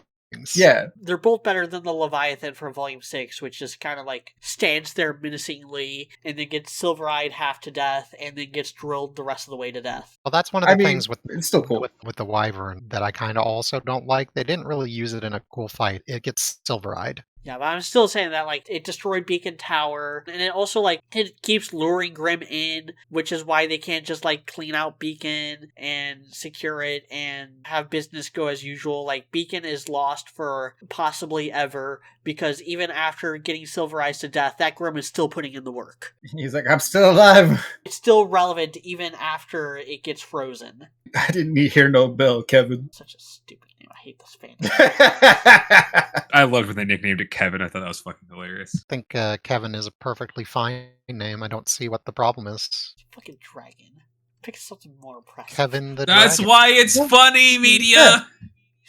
That's the whole point. Another one of my favorite moments in this episode is Weiss and Blake being best girlies and taking down their own problems. Weiss is focused on the Atlesian Knights because fuck her father, and Blake is focused on the White Fang because fuck Adam. Okay, can we get to the best episode so far in the whole series? No, we thought about skipping that one. Yes, we could get to the best episode in the entire series even after this. Heroes and monsters. I don't know yet, because I haven't actually gone through it episode by episode the way you have already, media. This could stay. I can't imagine me liking an episode retroactively more than this. If there's nothing I would change, there was like 1 or 2 tiny things. I had this as a 98 out of 100. It's not a perfect 100. So much good shit here. Adam is very creepy here. Hello, my darling. Rick's here, okay? Whatever other issues with Adam there are. I kind of wish they kept up this energy with him. Yeah, I'm fine with this. I would have been fine with this the whole fucking time. When he comes back in like Volume 5 and 6, he's just shouty. He's not shouty here. He's cool. He's in control. He's gross. Like, he's legitimately gross. Yes. The way he's like, all I wanted is you, Blake. This should be our victory. What you want is impossible. Like, he is a little shouty. He's getting a little shouty, but he's not like, what does she even see in you? Like, he's not like that. He's not being an incel. He's not stupid. He's much more Kimochi Waruri here, and that works much better for him, honestly. Like, it's more intimidating. It gives him more presence. It gives him more gravitas. Honestly, I think they should have kept that. It makes him more imposing. They should never have jobbed him in Volume 5. We'll get to that in a few episodes. No, it works here. Ren and Nora trying to help each other and both getting jobbed is pretty funny, honestly. I like that at least it's consistent with them trying to help each other out. Velvet should not be able to outperform all the people she's copying. I still think that's kind of dumb. I don't love Velvet here. I think that's a little lame. That was always my biggest complaint about the volume. But, like, distance makes the heart grow fonder. The further along we've gotten, the more I don't mind it. I don't mind it as much as I did when it first came out. It's still a problem. It's still noticeable. It still takes me out of my immersion when I'm watching this. And that's one of the bigger reasons why this is not a perfect 100 out of 100. If we didn't have the Velvet bullshit, this probably would have been a perfect 100 out of 100 or 10 out of 10 episode. But Velvet kind of ruins it a little bit. I'm not going to lie. Not ruins it, but like she keeps it from perfection, to be honest. But then, Weiss brings it back because Weiss's moment here is fucking fantastic. Her first summon being to save someone else, particularly a Faunus, is fantastic. I love that. That's excellent. Good theming, good writing, nicely done. I like how you can see that she actually probably expected to die or get crushed here. She was literally willing to sacrifice something for somebody else. And again, particularly Aphanis, I think that's very meaningful. She is being an actual huntress. She is doing her job here. That's a very good moment for her character building. I love that. Of course, the RWBY versus Torchwick and Neo fight, fantastic. It does make sense that RWBY kind of loses here, but manages to like scrounge up the victory, the resourcefulness. This is a big thing in comics, not so much in manga. In a lot of shonen battle stories, victory happens because they just clinch victory. They either just end up having a better ability or a better transformation or a better technique, and they just win fair and square. A lot of superhero comics, especially Marvel, but also a lot of DC, happens through cleverness. A lot more comic books take pages from the Odyssey, where Odysseus is kind of a little shit. He's not like super powerful, he's not super strong, but he's able to like take down these monsters and stuff through his own resourcefulness. Whereas, anime obviously is inspired a lot more by Journey to the West, where it's all a bunch of godly beings beating up each other. There is also some cleverness and resourcefulness in Journey to the West, obviously, just like there's also some legit like combat stuff in Odyssey. I'm just saying that like the influence is different. Even someone as powerful as Superman has to like problem solve and treat each enemy like a puzzle, even though he can literally break the planet by stepping too hard or sneezing. He still has to like be smart about fighting people like Lex Luthor and Metallo and Parasite. RWBY is kind of missing a lot of that finesse, a lot of that pizzazz. But RWBY has it here. It's in very small quantities, but it's there and it's noteworthy. The fact that she's able to like overcome this impossible odd by Mary Poppinsing Neo off the airship, taking advantage of the environment and Neo's own arrogance. A lot of times in comics, it's not so much that the superheroes are resourceful per se, it's that they found a thing through things that are framed as being resourceful that lets them automatically win. Well, yeah, there's a lot of horribly written comics. Boy, preach to the choir there. Insofar as like RWBY winning the fight like that was fine. But media, you already know what I'm going to say about this fight. I'm going to say that they fucked Roman over in the worst possible way, because that's what I say about this fight every time we talk about this fight. It's like a broken clock, except it's always on the right time, no matter how broken it is, okay? I can't get over that they had Roman randomly get eaten by a bird that gets kicked into a ship that explodes, and we're like, yeah, that's a good way to get rid of this guy. That's fine. He had a really great monologue there. All right, let's ditch this dude. Forget that. Let's kind of cringe. Not cringe, really. It was just like, wow, this guy has been the villain for 3 whole volumes up to this point. He's been one of the better ones, one of the better personalities. And you're going to do him like this to get rid of him? I'm perfectly fine with him having like an outro somewhere. I think he deserved a way better one than what he got, though. I mean, I wouldn't have minded having more Roman, to be honest. Like, of all the characters to get rid of, he was not high on my list. I don't mind that they got rid of him. I only mind how. If he and RWBY had a better fight where, or, give him at least like a more poetic death than they gave him. Sort of like his end was not really, it was very unceremonious for what I think he deserved. I do agree with that. I do agree that like Roman's death it's kind of funny, but it feels a little cheap in hindsight, to be honest. And that was probably where I took another point off from this being a perfect 10 out of 10. RWBY should have beat Roman a little bit more. Like, we already got like the kind of luck / resourcefulness with Neo. That's fine. I'm okay with that. I don't really think almost anybody has a problem with that. But Roman, like, she could have also beat. Like, she doesn't need to get lucky against Roman. She could have just straight up beaten him. She didn't beat Roman. She just survived. I'm not like against her surviving or like I know. Or having lost to Roman. Even if Roman needed to die here, I'm not sure how it should have been done differently, but it should have been done differently, I think. Maybe she does kind of lose. If she had to like put some of his monologue to use to beat him, that would be kind of a thing, That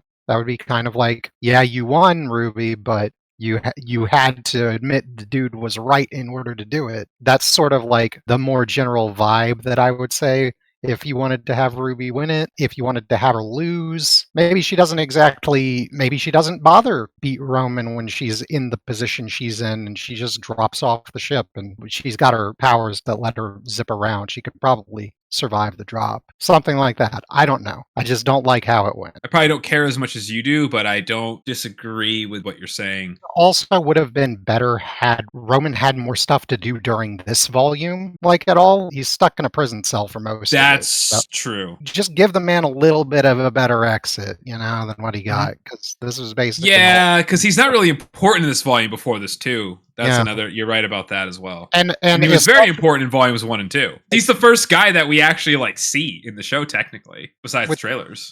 he's a schemy dude, and you've got Cinder and Emerald and Mercury all doing schemy things during a lot of this volume. You could, in some way, incorporate him into the schemes. I don't know how exactly, because he did get captured in the last volume, but, have him break out in some manner. Or maybe make it to where him being in the ship is part of the scheme, and he has more dialogue with Ironwood about it, where he's sort of taunting him the whole time. Yeah. Really What cool. would have been cool is based off of what I said earlier, where it would have been nice if, especially Emerald and Mercury and maybe even Cinder were not revealed as villains initially, especially Emerald and Mercury. That could have meant that Roman would have had more screen time in this volume, especially, and he would have interacted with Cinder more. And then Emerald and Mercury would not have been revealed as villains yet, or even Cinder didn't have to be necessarily too. They could have saved that too. And that would have made Roman more important. And then they could have betrayed him or revealed that they were using him or something like that. That could have given him more to do and given him a more satisfying ending or conclusion as a result. Something like that So- would have been cool, yeah. RWBY versus Torchwick stuff is my favorite scene in the entire series. I completely disagree. I think the kind of ironic way of Roman the survivalist just going out by Grimm and RWBY not being able to really do anything about it, I think that kind of helps set up RWBY's failings later on down the road, because Roman is right and RWBY is not forced to think about how right he is, because the world kind of proved Roman wrong, but it didn't in an organic way. It just did it because shit happens. Bad things happen sometimes. Sometimes bad things happen to bad people. Sometimes bad things happen to good people. And you just gotta roll with the punches. Every line Roman speaks resonates with stuff that happens later on. I do wish that RWBY and Torchwick had more interactions throughout the series. I've kind of always been bugged about how Volume 2 just makes him Blake's problem, and RWBY doesn't have any interactions with them, really. She does, but it's not substantial. This is actually a change that was put in the manga that was produced by Viz. Biggest change that they made to Volume 2 was having RWBY and Weiss be the ones to fight Torchwick during the breach. And Blake and Yang fight Neo and the Chainsaw Lieutenant together in a 2v2. I think that was the best change that Viz made when they adapted the first 2 volumes into the manga form. I wish that they kept going with it, because I would have liked to see what they did with Volume 3. Viz owns the rights. It could happen. They could bring the RWBY manga back. Viz, make that manga. You did a really good job with the first 2 volumes. I really liked it. I liked it more than the actual volumes 1 and 2. Can you do the same for Volume 3, please? And maybe even Volume 4 and, dare I say, Volume 5? First, make me figures, you fucking assholes. And also just make Volume 10. Yeah, an update would be nice. It's been over 6 months. I'm assuming they're going to make it because, again, why would they buy it without actually putting stuff out for people to, you know what I mean? It doesn't make any sense. I don't even expect this to be the final volume. Investment-wise, it doesn't seem to make sense to me, but hype us up, guys. I mean, I know they've been posting a lot. They post a lot now. The RWBY Twitter account, the RWBY YouTube channel, all that stuff, they are, active, so we know they do give a shit. Now we can get to the end of this episode. Yang getting disarmed is so fucking good. It's so good. It's so good. It is so much better than what the script originally called for. This What? This is the moment. I said this. Media and Soccer remember this when we were watching through it. I said there is a moment in this volume that is the moment that got me hooked on the show. And Yang losing her arm is that moment. That was the moment when I was watching this. It's a fucking Friday night, 10 years ago, I think now. Yep, it was 10 years ago. I'm looking at the episode release dates. Heroes and Monsters came out February 6th, 2016. I knew the finale came out around Valentine's Day because literally that night I threw together my very first Valentine's Day video, which was Lower Your Expectations by Bo Burnham, set to RWBY clips. She's real, but last week she died. The thing is, at the time, I'm pretty sure I remember I didn't really like Penny that much back in the day. I like her a lot more now, obviously, as it's very clear. I like her character much more and her dynamic with Ruby more now. But I didn't feel that much when Penny died because we know she's a robot. I just knew even then she'd probably be back. And she was. I mean, and that's not me being a genius. Like, anybody could have predicted that. That was one of the most obvious predictions you could ever have, right? If you were betting that on Vegas, you'd get almost no return on that. But shows like this and action shows have death a lot, and that can have some level of consequence, but especially like mass death and stuff like that, it's sort of assumed that that's going to happen. But people suffering, people having to live through consequences, through trauma, that is a lot more substantive in a lot of ways. People having to grieve losses or like just deal with adversity and very tangible adversity, which is what Yang has to deal with as a result. When Yang lost her arm, I was like, oh shit. I literally thought like, oh my God, this show actually matters. Like there's consequences. This show has stakes. My mind was blown. I could not fucking believe it.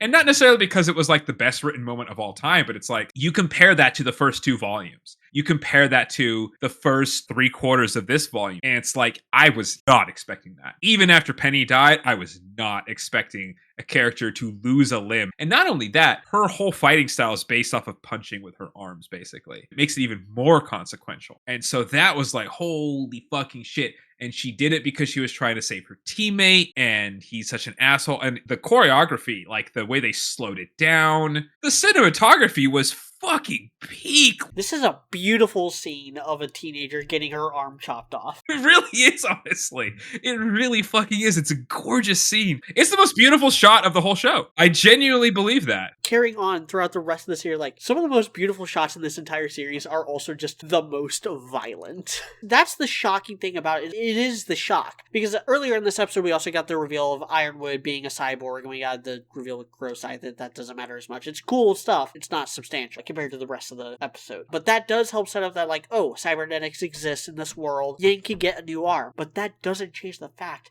that she lost it in one hit. This wasn't a fight, it was a slaughter. She got one shot by Adam, and she is supposed to be the strongest character in the team. She's the one who went on to the finals. She beat Mercury, although Mercury was probably holding back for plot reasons, whatever, who cares. Either way, they did actually do a good job setting her up as the most powerful one-on-one fighter of Team RWBY. I will give them credit for that. They actually fucking set that up. Makes it more impactful. Have meant so much less if this was Ren or Jean, right? It would not have meant the same thing at all. Not even close. People would have cheered if it was Jean. Yeah, exactly. The fact that this is happening to Yang, and then we'll get to this in the next episode, or, well, I don't know if this is the next episode we'll post, but we'll get to this in our Volume 4 retrospective, but the fact that they actually fucking follow up on it, and the consequences actually matter. Oh, chef's kiss. Thank you. After that, after Volume 4, Yang's just all downhill from there. But, hey, this moment in Volume 4, she is excellent. She's actually one of the better characters in the show at that point. And that's why I was like, this is when I became a fan. I was like, oh my God, there's actual consequences. How is she going to deal with this? How is she going to come back from this? What's going to happen? What is the dynamic going to be like? Okay, I got to know what happens next. I had to talk about this. Like, this is when I got on like the fucking Facebook groups and found, you know, our Facebook group and Discord and all that. This was the moment. It's like, oh shit, this matters. There's some actual skill going on in the writing here. Holy shit, there's actual plot. It was like the fact that like the art style just kind of like reverted back to like red trailer, white trailer, yellow trailer, black trailer stuff. It just changed completely. It's like, oh my God, we're back. Kind of does, you're right. Carrying on into the next episode, when RWBY shows up and sees. Oh, I love that scene. She went off on her own. She won. Whether it was a fair fight or not, who cares? Life's not fair, so why should a fight be fair? But like, she wasn't able to be there for her team. She wasn't there to help Weiss, Blake, and Yang deal with the stuff that they had to deal with at Beacon because she went off on her own without even saying anything. She just kind of like went gung-ho because that's who she is. This is the consequence of that. It is a consequence for Yang and Blake primarily, but this also reflects on RWBY's leadership and the pain on her face as she like reaches out and pulls herself back and realizes that there are still people that she cares about that are still at Beacon fighting, and she's the only one left who can fight. And so she she takes it upon herself to try to like save Jean and Pyrrha and prevent the same from happening to them. And even she failed. Like, this is a massive wake-up call for her and for the whole cast, really. Kind of. But like with RWBY especially, this is when the world got a little real for them. They realized what they were actually going up against and what they would have to do in order to keep this from happening again. And they fail at that later on. We could talk about that when we get to Volume 7 and 8. Also like Volume 5, because I think Volume 5 is part of the problem there too.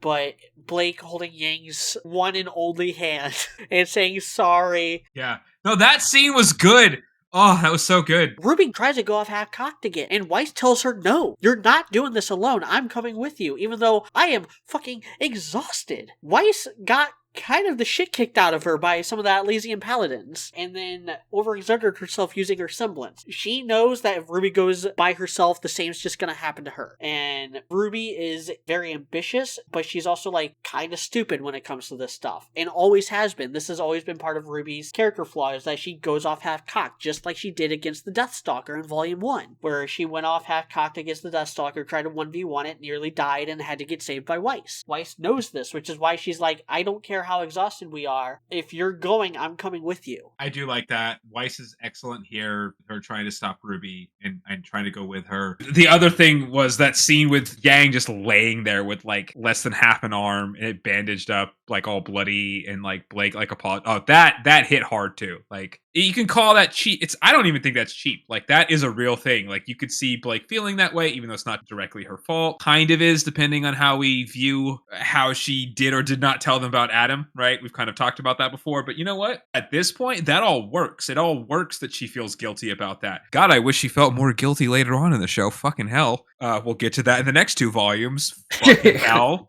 God damn it! I'm not looking forward to complaining about. Well, actually, yes, you are. Yes, you are. I am. I'm looking forward. I'm looking forward to complaining about that shit. Sure. Again, that's stuff that we didn't have earlier in the show. That hooked me. Like, that also hooked me. That, like, yes, Yang got her arm chopped off, and then there's a post-mortem scene immediately, and then there's another one in the next episode. Like, oh no, we're gonna deal with this. We're gonna deal with this. That scene might even be better. Yes, it is. Because you actually see Yang reacting to it. Yeah, we're gonna actually fucking address this. And I was like, oh my god, thank you. You guys haven't had consequences this whole fucking show.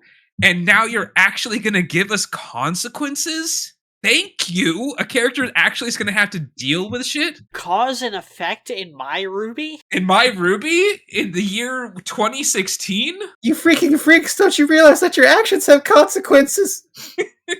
I loved it. Like, that was like, okay, I'm here for it now. I'm ready for this shit. I'm going to strap in now. So that's why I'm here. That's why we're here right now, 10 years fucking later. Jesus Christ. And speaking of actions and consequences, let's talk about how fucking out of her depth Pyrrha is in this fight. Oh, geez, she gets fucking rolled. Cinder is she is not even trying. She is taking these blows. She is power walking through Pyrrha. Pyrrha's throwing everything she can at her, using her semblance to move the gears, throwing her shield around, and Cinder is just so fucking unbothered.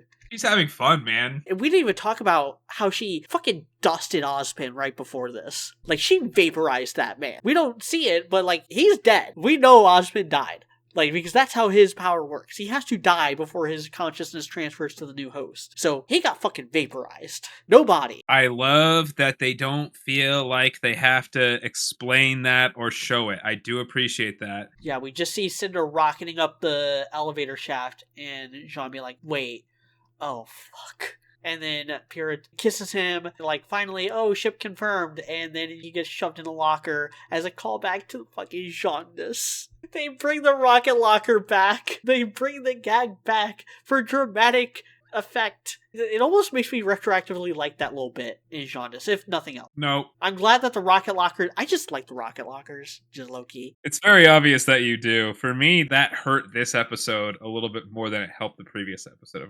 I think rocket lockers should be like more of a thing in general. I think everybody should always call in rocket lockers all the time in every fight scene that RWBY has, even if there's no point to it. If it was me, I would be like spamming that rocket locker button on my rocket locker calling remote. Think about it like this. If you're fighting up against a guy who's constantly calling in rocket lockers on you, what are you going to do about that? There's a Nothing, random that's rocket locker that's about to drop on you every 2 seconds. Calling your own rocket lockers? That's the only counterpoint I could think of. Yeah, Just- at that point, it just just- devolves into sheer chaos. Okay? Just pretend you're a great It's true. character and you just start opening up the gates of Babylon with rocket lockers. Yes, exactly. You just have to hope the company that builds your rocket lockers is stronger than the company that builds their rocket lockers.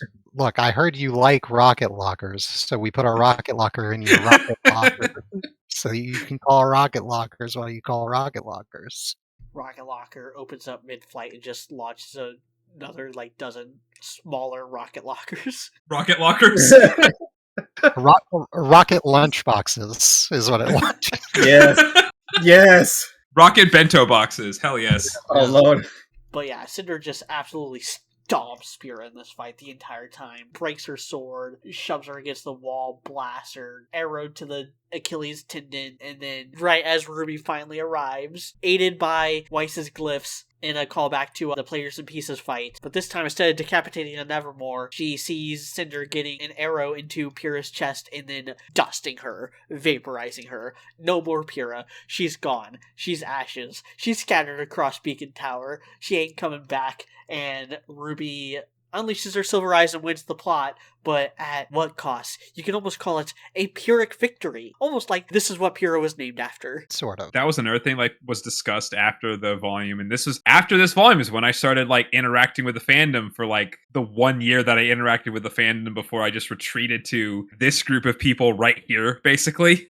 Which I think I made a joke about in one of the previous podcast intros about how I don't interact with the RWBY fandom at all because the whole like consequence thing, the fact that Pyrrha actually lost and that her name shows that they actually planned this from the start, and it wasn't just oh hey they kind of lucked into this great stuff that they did at the end of volume 3. It was like, oh no, like at least from some point they had a plan to do this stuff to some sort of degree. It's like, oh okay, this wasn't an accident, they didn't luck into this, they were planning on getting us to this point. Okay, what happens next now? We didn't expect the next volumes to be like volumes 1 and 2, where sure they were fun in certain ways and they had some good moments, but very, very inconsequential overall. And even the first half of this volume, unfortunately, very inconsequential. Middle part, very consequential in a very negative way, but we'll get to that later. That's what hooked me into this, and I would say volume 4 does follow up on that quite well. Volume 5, not so much. So obviously we'll get to all that, but like that, again, I can't reiterate enough, like this is why I'm here. This is why I think this is a decent amount of why all of us are here doing this podcast. If it weren't for volume 3, I know other people were fans more than I was before this moment, but this might be why we're even doing this podcast as like the root cause of things. That can't be overemphasized, I think. Yeah, I'm doing it because I was homeless for a little while. That's a different story. After Pyrrha gets dusted, we get the scene with RWBY in her home, which, again, minor point in the show's favor, or at least in these early volumes' favor. I like that they give them other outfits. I'm glad to see RWBY in pajamas that are different from the pajamas she wore previously. Like, that's just something that, it's effort put into the show in a very weird place. Because most shows wouldn't even bother giving them pajamas. The show later on doesn't even bother giving them pajamas. They don't have pajamas throughout the entire Mistral saga. They just wear their full suits of armor to bed. So it's really weird that this volume and the prior volumes had a little more effort into the costuming and the outfits. That's not important. What is important is that we get the exposition on Silver Eyes. Silver Eyes. I like this because it gives the impression that Crow doesn't really know. And as the series goes on, we kind of find out that Ozpin doesn't really know jack shit about the Silver Eyes. The Silver Eyes are something that kind of predate him. The Ozpin don't like him very much. He's more disastrous for the series than good. But like, I like the Silver Eyes insofar as that they're not linked to any of the bullshit that has to do with Ozpin or Salem. They seem to be something even older than that. Like, they seem to be something that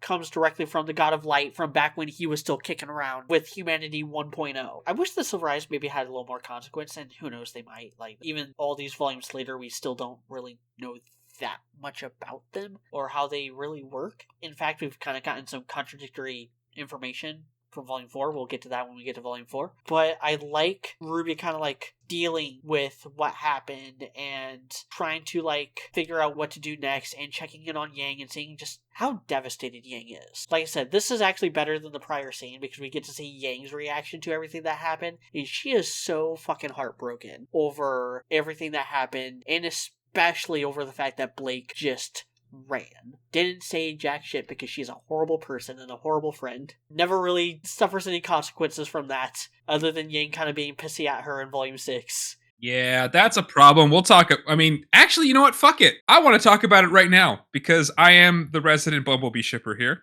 Is anybody else a Bumblebee shipper here at this point? Am I the only one? No. I mean, I am Bumblebee neutral. I want to talk about this because I remember, like, the reason I started getting Bumblebee curious, I suppose you should say, was burning the candle. I don't know if I could say I was fully a shipper at that moment. There was definitely a spark. Some people have said it's evidence in hindsight. It was not evidence at the time. It does not prove that there was a ship there. I agree with that. I'm not one of those psycho Bumblebee fans. I'm not one of those idiots, okay? I know there are problems with the ship. Right. In this episode, into the beginning, when Yang is this upset about how Blake acted, this is probably what solidified me as a Bumblebee shipper because to me, based off of my interactions with friends, if you're talking about a platonic friend, no romantic interest whatsoever, especially somebody that you haven't known all your life that isn't a family member, stuff like that, right?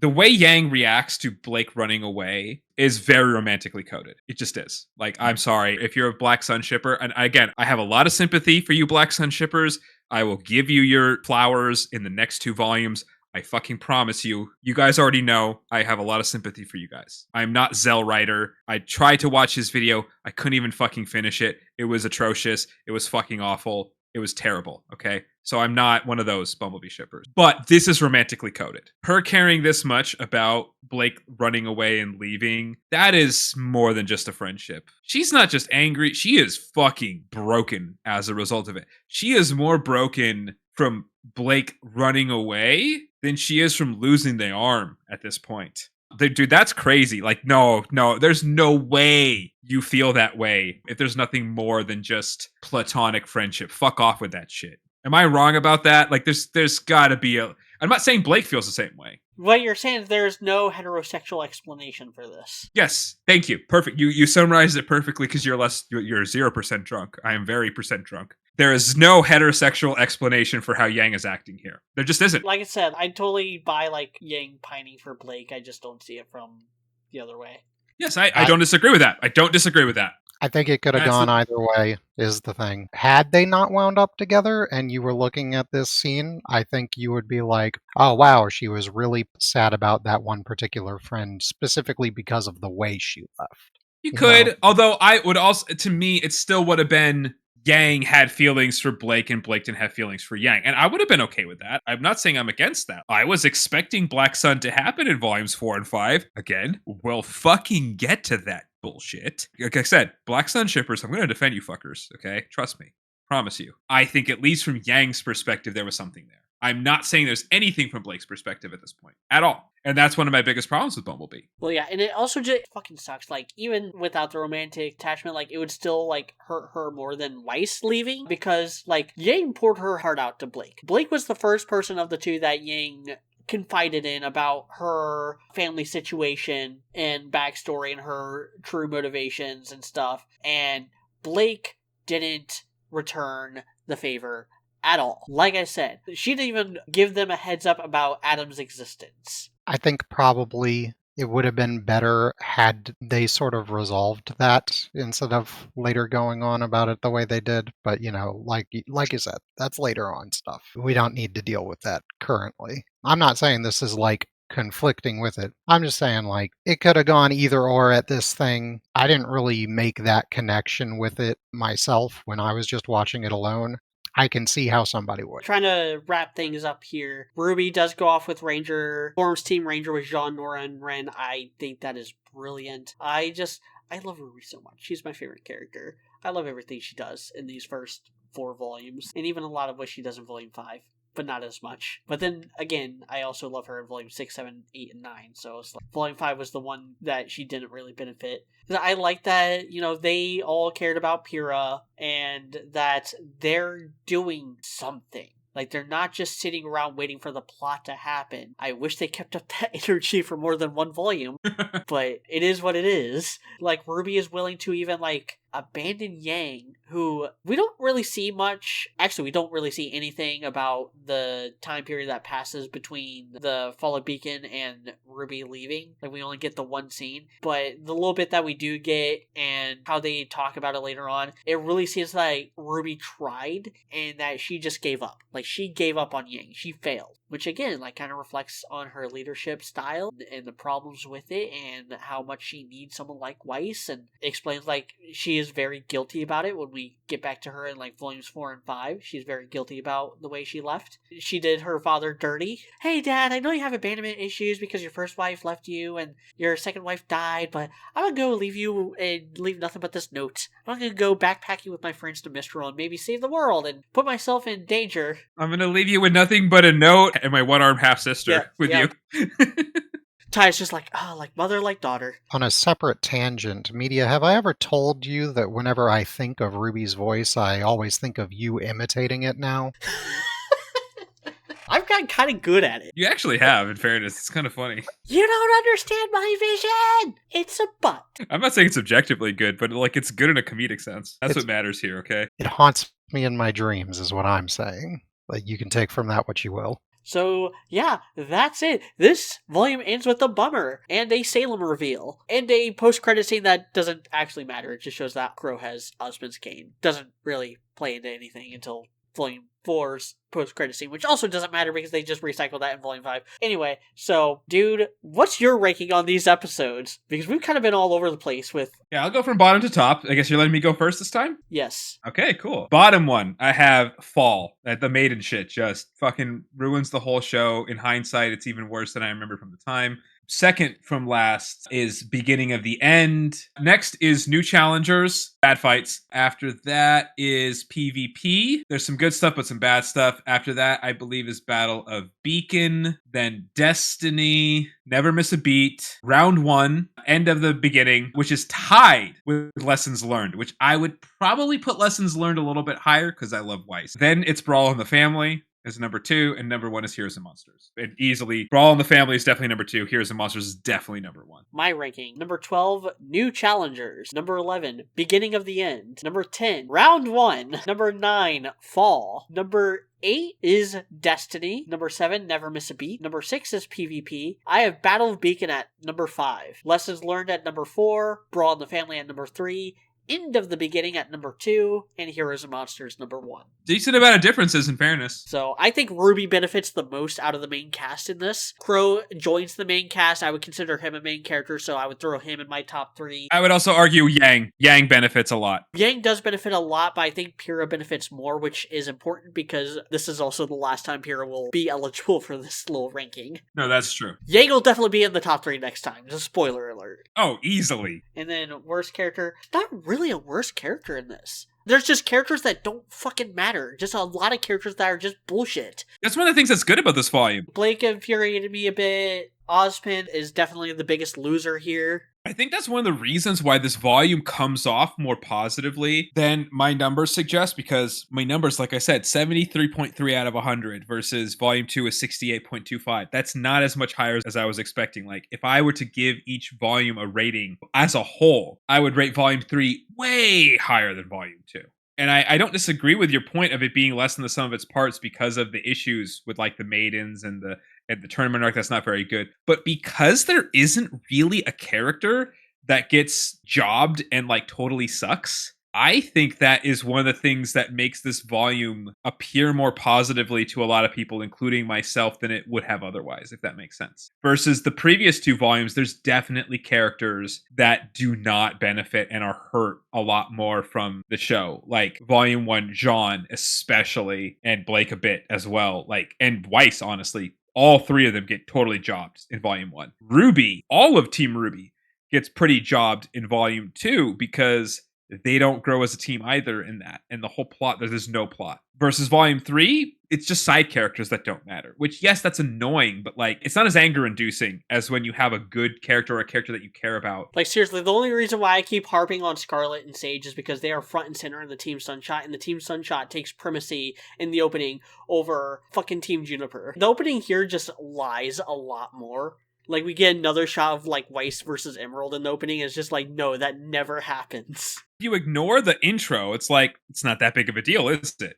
Like, it's not, I'm not saying it's great, but it's not that big of a deal. No, it's just such a bizarre creative choice, because that is a choice. Yeah. I'm ready to wrap this up now. Thank you all for watching. This has been a long time coming. I'm glad that we kind of spent a little more time on this one than in prior ones. Join the Discord, follow me on Twitter, support the Patreon if you feel so inclined, and we'll be back next time with... I have no idea when these are coming out or what order I'm going to end up releasing them. But I am super excited to watch and then discuss Volume 4, because that is where it all started for us as a group. So that's crazy. Very excited for that one and literally nothing after that. Yes, that's true. But we're going to do it anyway. We're going to fucking do it anyway. Volume 4 is literally when we started the podcast. So that is as full circle of a moment as it could possibly be. So that's going to be crazy. And I would say probably it's also my favorite volume of all of them, which ain't saying much, but it's saying something. Hey, it's your favorite volume. It is saying something. I agree with that. All right. Bye.